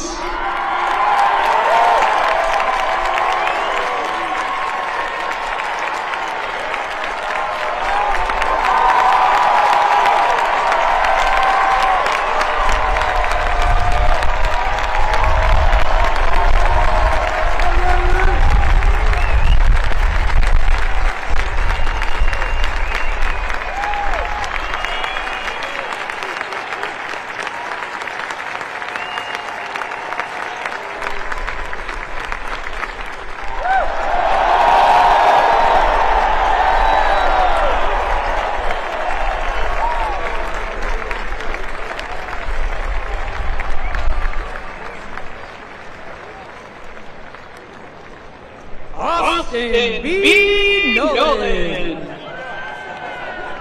Peter C. Young. Copeland T. Nowell. Cameron R. Delaney. Blake A. Simmons. Haley E. Young. Emily K. Spencer. Marley S. Duncan. Pedro L. Suarez III. Eric A. Eves. Regis L. Velez. Nicholas J. Edwards. Himmat S. Walla. Aiden J. Chibo. Jacob P. Welch. David E. Graham. From the 26th Company, Robert O. Booth. Jenna M. Jelinek. Thomas M. Cho. Justin A. Kirkpatrick. Evan T. Conway. Orion J. Kolkowski. Christopher J. Crane. Christian T. Landis. Frank A. Davis Jr. Scott F. Lyons. Harlan G. Nolan R. Vacation. Benjamin D. Eichholz. Kieran E. V. McRae. Robert A. Flores. Gabriel Joaquin E. Santiago. Henry C. William T. Schneider. Isabella P. Martinsky. Yasin M. Santa. James D. Griffin. Sawyer C. Stevens. Eli C. Jones. Justice S. Walters. Joseph S. Kelsey. Alexandra R. Wersinski. Mia Elasati. Allison J. Wright. Olga P. Lopez. Ashley E. Yee. Maggie Mahoney. Patrick C. Zawismak. Ezekiel C. From the 27th Company, Shammy E. Bass. Connor M. Melanowski. T. Cohen Ruder. Harrison J. Morrow. Zachary M. Kluger. David M. Niski. Savannah I. Muska. Samuel Robert. Quinn M. Gonzalez. Madison L. O'Donnell. Bianca M. Harris. Alfonso D. Puma. Caroline A. Irwin. Brian S. Strickland. Caitlin S. Johnston. Kelly J. Valerie F. Jordan. Ty M. Webb. Kevin K. George E. Wright. Jack W. Lang. From the 28th Company, Ivan D. Bradley A. Leibel. Jack P. Albrecht. Mia S. Machado. Peter J. Ashes. Teron E. Madison. Grant M. Marcuska.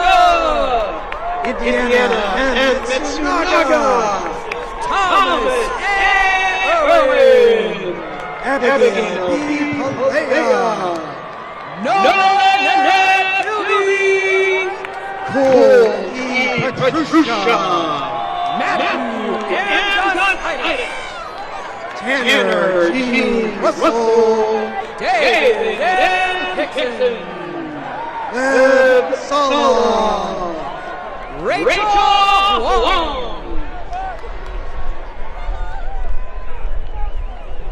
Sadie M. Skinner. Joshua P. Huner. Randy B. Terry II.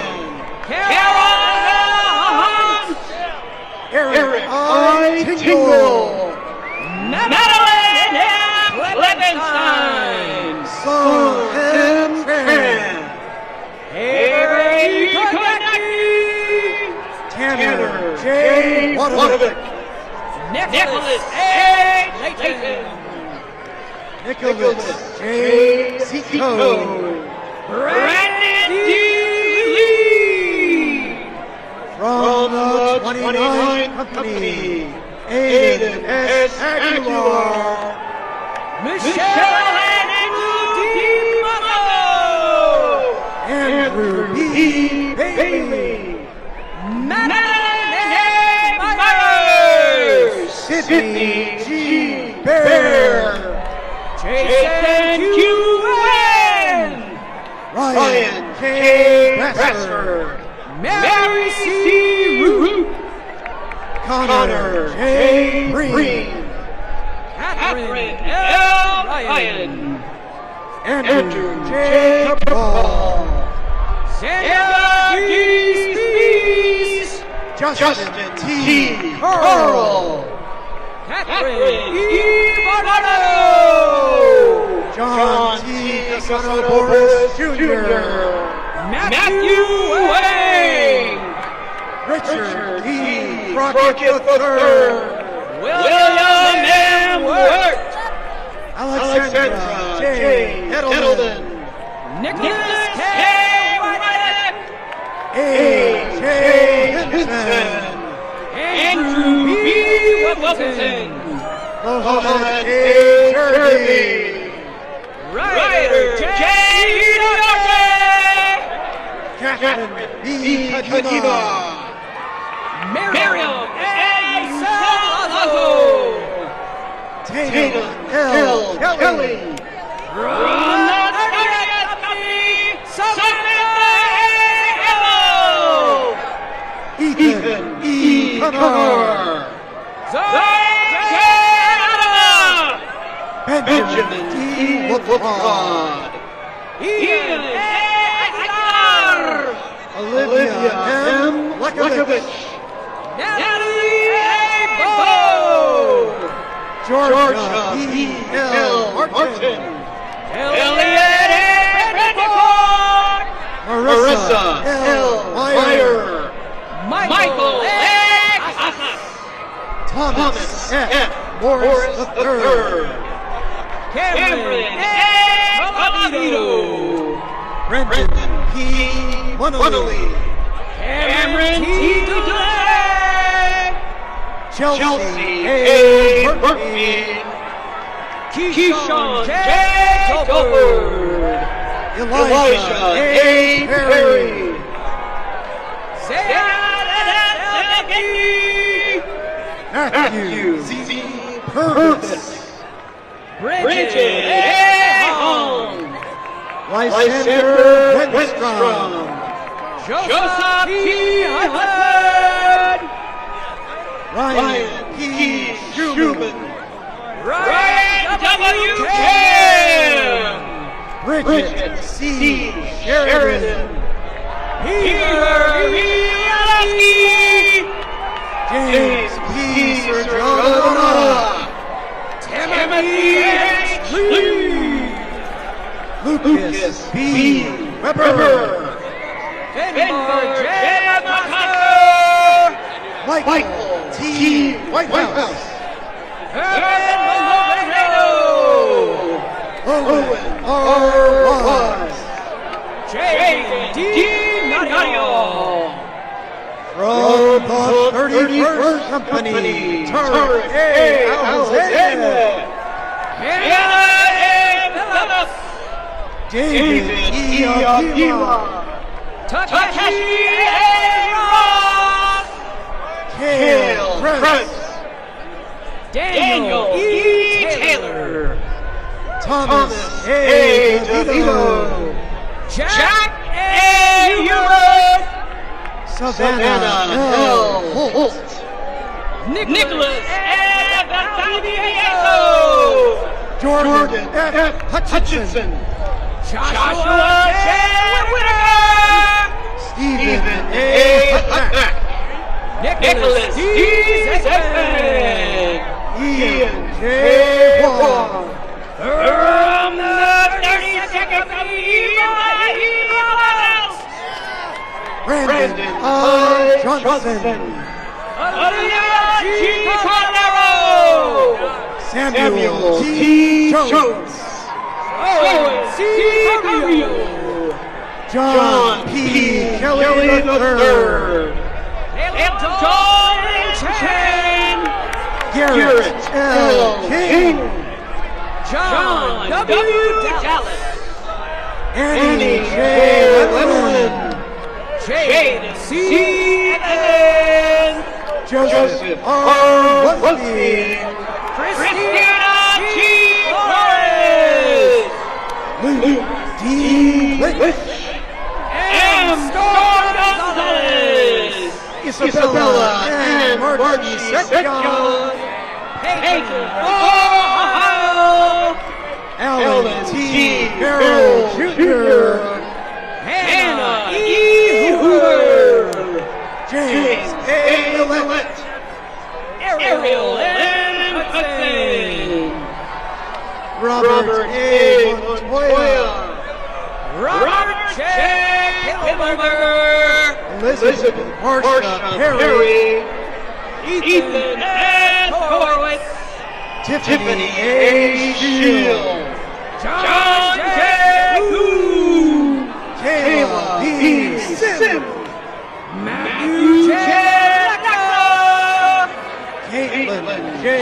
Stout, Gavin N. Livingston, Tara M. Thompson, Alexander N. Mills, Lois Y. Hung, Michael P. Murphy, Ty C. Van Winkle, Sadie G. Little, from the 33rd Company, Harrison J. A. Beckwith, Noah G. Newell, Jacob M. Darrow, Juanito C. Nugroho, Joshua C. Davis, Sierra D. Kelly, Sadie J. Eiting, Anthony A. Joyce Hung, Renell J. Spears, Victor I. Gallardo, Olivia J. Kalele Ikokano, Wakwana Hicks, From the 34th Company Royal Row, Coriana Jensen, Daniel T. Donovan, Timothy C. Jong, Ryan T. Glover, Christopher G. Kim, Timothy I. Hill, Jaden J. Christer,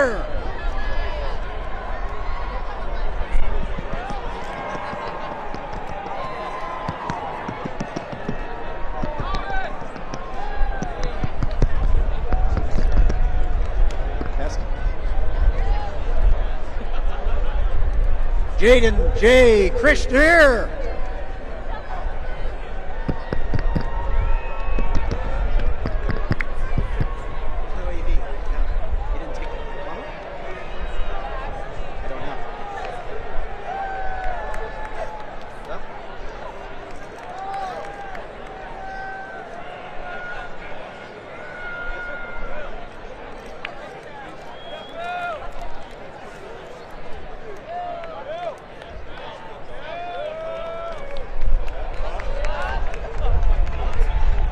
Timothy I.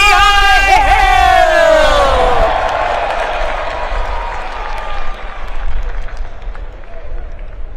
Jaden J. Christer, Robert P. Hope, Yasmin A. Latham, Ryan L. Hollenbach, Webster H. Lowe, Ryan C. Hotel, Noah C. Mufra, Edwin Edgehowski, Hassan Nashot, Sky Katel, Sangasaya Kumsamo, John T. Lemke, Angela M. Santos, Savannah J. Lewis, Dylan G. Stepley, Emma M. Tate, Ethan J. Sullivan,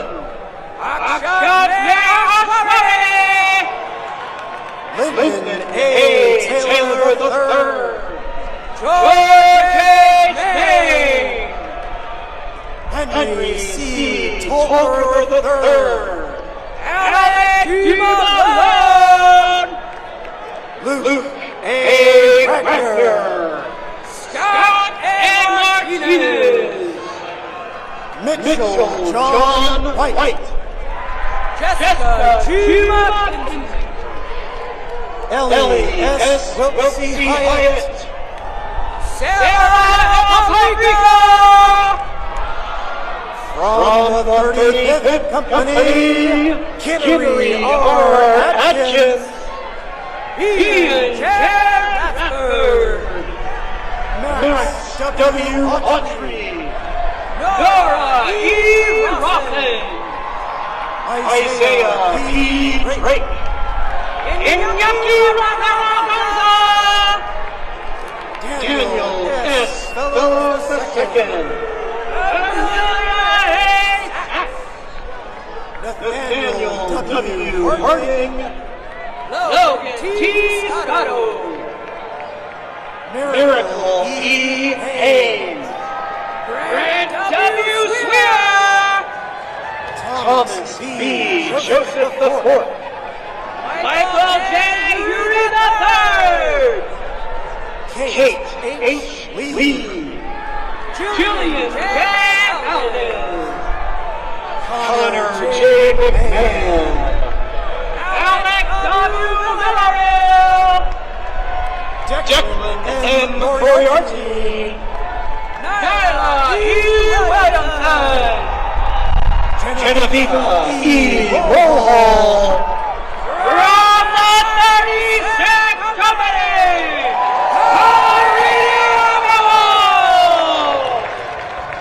Ethan J. Nguyen. Deacon Rock. Juan S. Ortiz Perez. Ulysses E. Newton. Luke H. Hartner. Elise J. S. Chatham. Noah L. Rubiano. Jackson T. Collier. Andre G. Sykes. Michael A. Cullen. Hannah E. Sarver. Colin P. DuPont. Conrad L. Schutz. Jessica L. Dillon. Stephen H. Smith. Christian T. Primark. Luke F. Sullivan. Josiah G. Glenn. Richard R. Swan II. David S. Graves. Benjamin T. Lewis. Alexis S. Hamilton. Joshua M. Walker. Alice Jacob. Harold E. Watson. Thomas D. Jennings. Johnson Chen. Samuel J. Curley.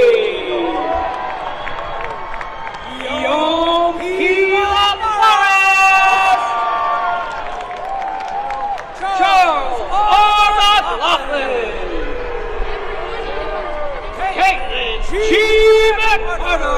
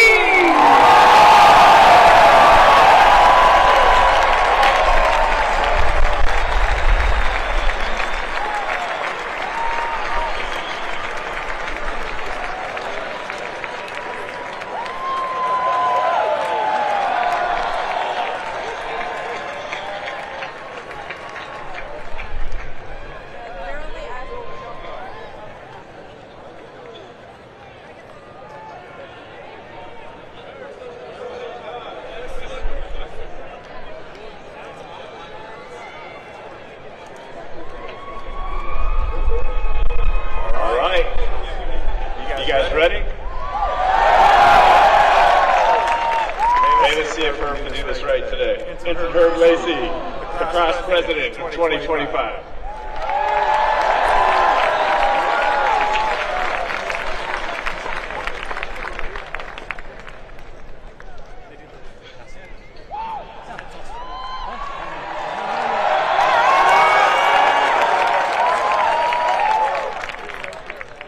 Good afternoon, Vice President Vance, Secretary Thalen, General Smith, Admiral Kilby, Vice Admiral Davids, distinguished guests, family, friends, faculty, staff, and members of our link in the chain, Commander Chikanovich, and the class of 1975. On behalf of the great class of 2025, I thank you all for sharing this momentous occasion with us. Thank you all for your service and how you have and will continue to impact us as we start our military careers. Vice President Vance, sir, if you would please join me on the podium.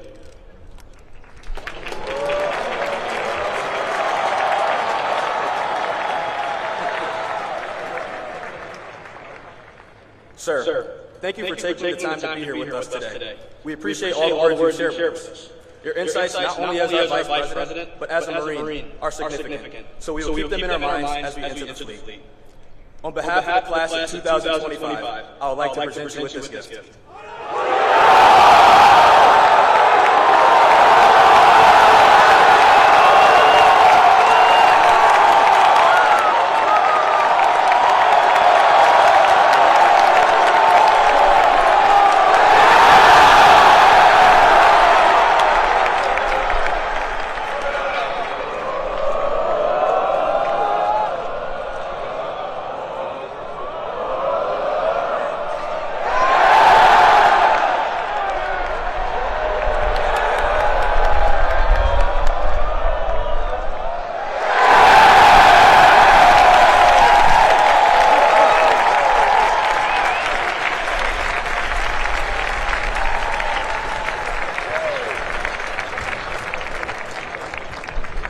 Thank you, sir. I have never in my life envied a human being who led an easy life. I have envied a great many people who led difficult lives and led them well. Former President Teddy Roosevelt. Living our lives well is something that we always hear about here at the Academy. Earlier this semester, my class was given the opportunity to vote on who would be our honorary graduates. These three individuals have either made great contributions to our class, the brigade, or our country. They have set an example of what living our lives well can entail, no matter what our journey is. I would now like to take the time to recognize our honorary graduates. Our first honorary graduate is Mr. Pierre Duvernay. Mr. Duvernay serves the brigade every day as our...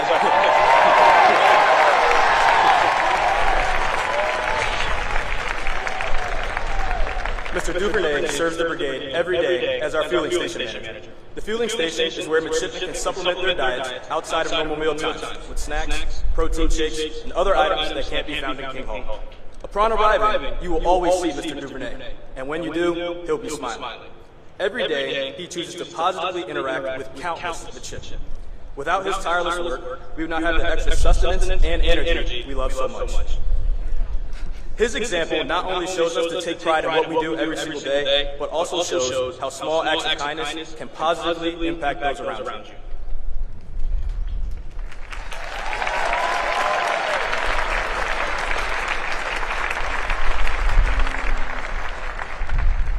Our second honorary graduate is Major Jeff Ball, a Purple Heart recipient who embodies our core value of courage.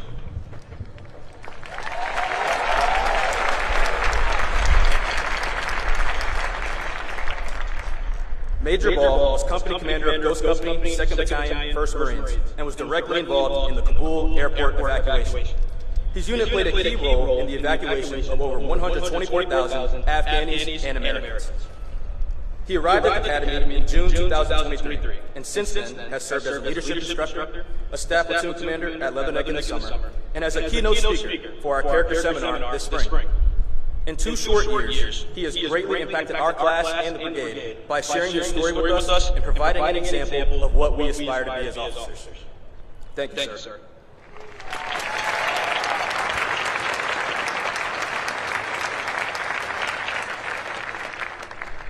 Our third honorary graduate is Ms. Sandra Duplantis and her dog, Siggy.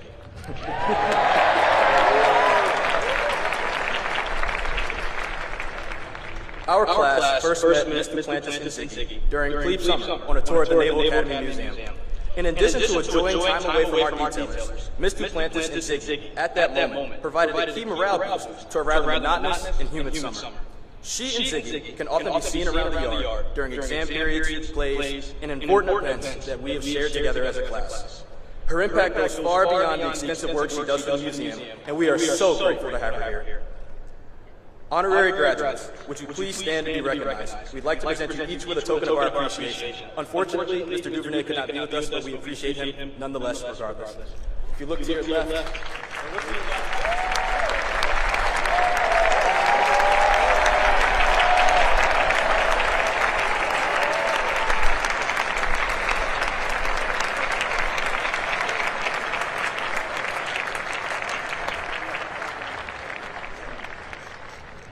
so once again, please join me in welcoming and congratulating our 3 honorary graduates to the great class of 2025.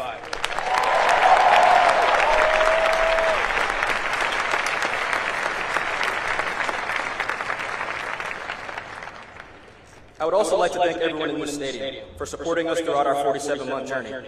No one makes it through life alone, and without you all, this moment would not be possible for us. To the active duty staff, thank you for supporting and mentoring us throughout our time here. You have provided an excellent example. To the professors and educators, thank you for all the time spent on ensuring we graduated. I speak for many of us when I say the extra instruction was key in our success in making it to graduation.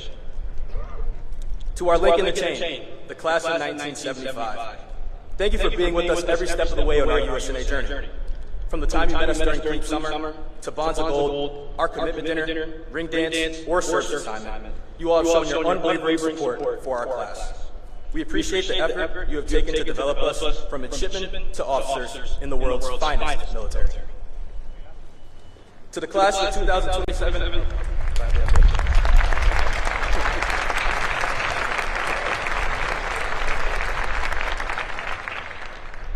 to the class of 2027 and 2028, please take the time to enjoy the rest of your time here. I promise it goes faster than you think. Your time in the sun for leadership will come. You don't have to get ready if you stay ready, so stay ready. To 2026, you have the reins now. As Dr. Martin Luther King Jr. said, power without love is reckless and abusive. I'd like to think my class did a good job of taking care of you, so ensure you take care of your underclass and take care of each other.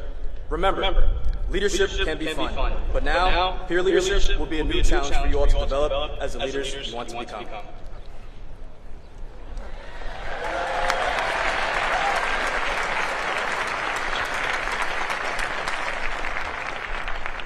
And now here's my favorite part.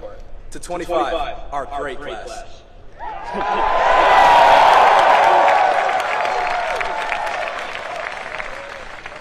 I know your families are waiting for me to finish, so I'll try to stick to my 3 B's.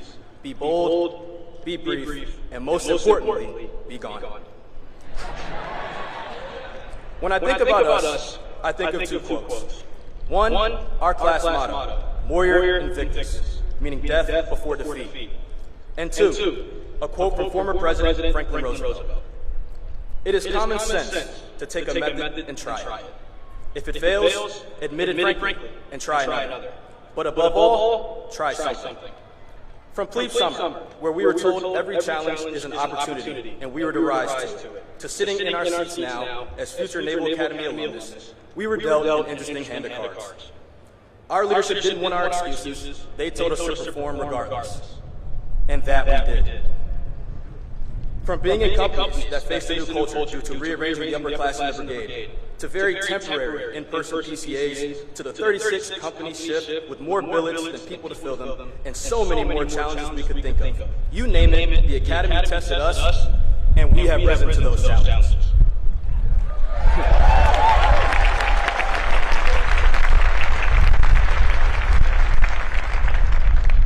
The goal of these 4 years, by the way, is to challenge us in any way possible.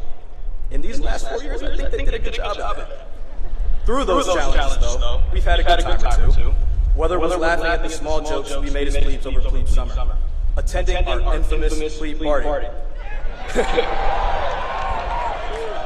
being the first class to do Severance Shell back as youngsters, our ring dance, or many Long Island Thursdays as firsties, Through 4 years, we've made the most of every opportunity to spend time together. So as we commission, and life presents us with more of these inevitable challenges, I ask of us two things. One, to keep each other close and always support each other, because simply put, who's going to take better care of us than us? And lastly, to remember Lieutenant Brendan Lee's quote, be strong, be accountable, never complain. These words from Lieutenant Brendan Lee are what are expected of us as we continue on. To try, despite not knowing how to proceed, is the life we're called to live as officers. One of our classmates is leading by example already. One of our own, Riley Clautis, faced an injury over our last winter break, leaving him unable to walk. Despite facing the unthinkable, he continues to have a positive attitude and never complains. I use Riley as an example, but each of us has a story and a challenge that we have overcome to make it to this point. Many things in this life we cannot control, but we can always control how we respond. The sum of your character is not how many times you fall down, but how many times you're willing to get up and try again. They say we're the best and brightest, so 25, let's prove them right, because we already let it be known from the beginning. Defeat was never an option. I'm excited for our bright future, and it's been an honor being your classmate. And I think Kendrick Lamar said this best, because they're not like us.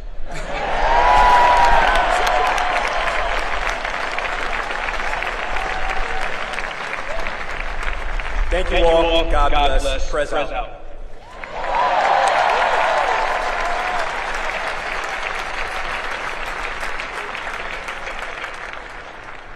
Ladies and gentlemen, as we come to the end of our ceremony today, please rise for the singing of Navy Blue.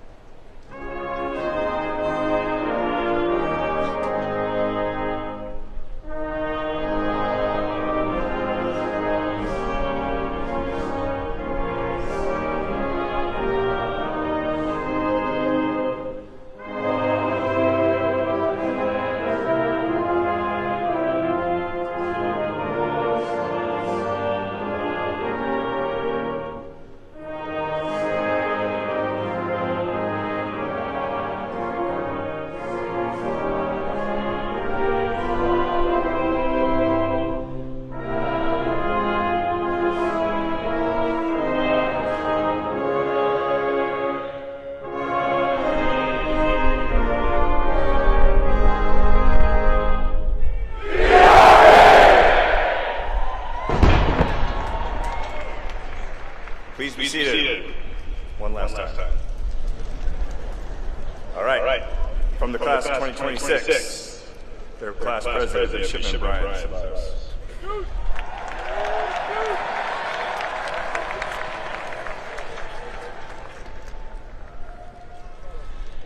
Members of the classes of 2026, 2027, and 2028, please rise.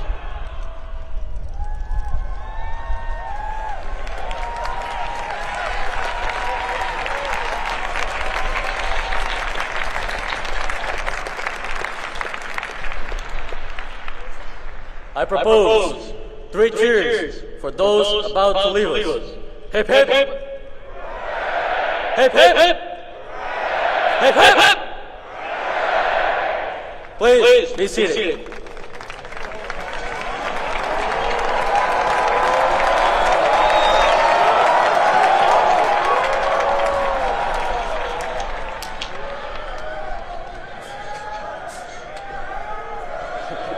Class of 2025, please rise. I propose 3 cheers for those we leave behind. Hip hip. Hip hip. Hip hip. Hip.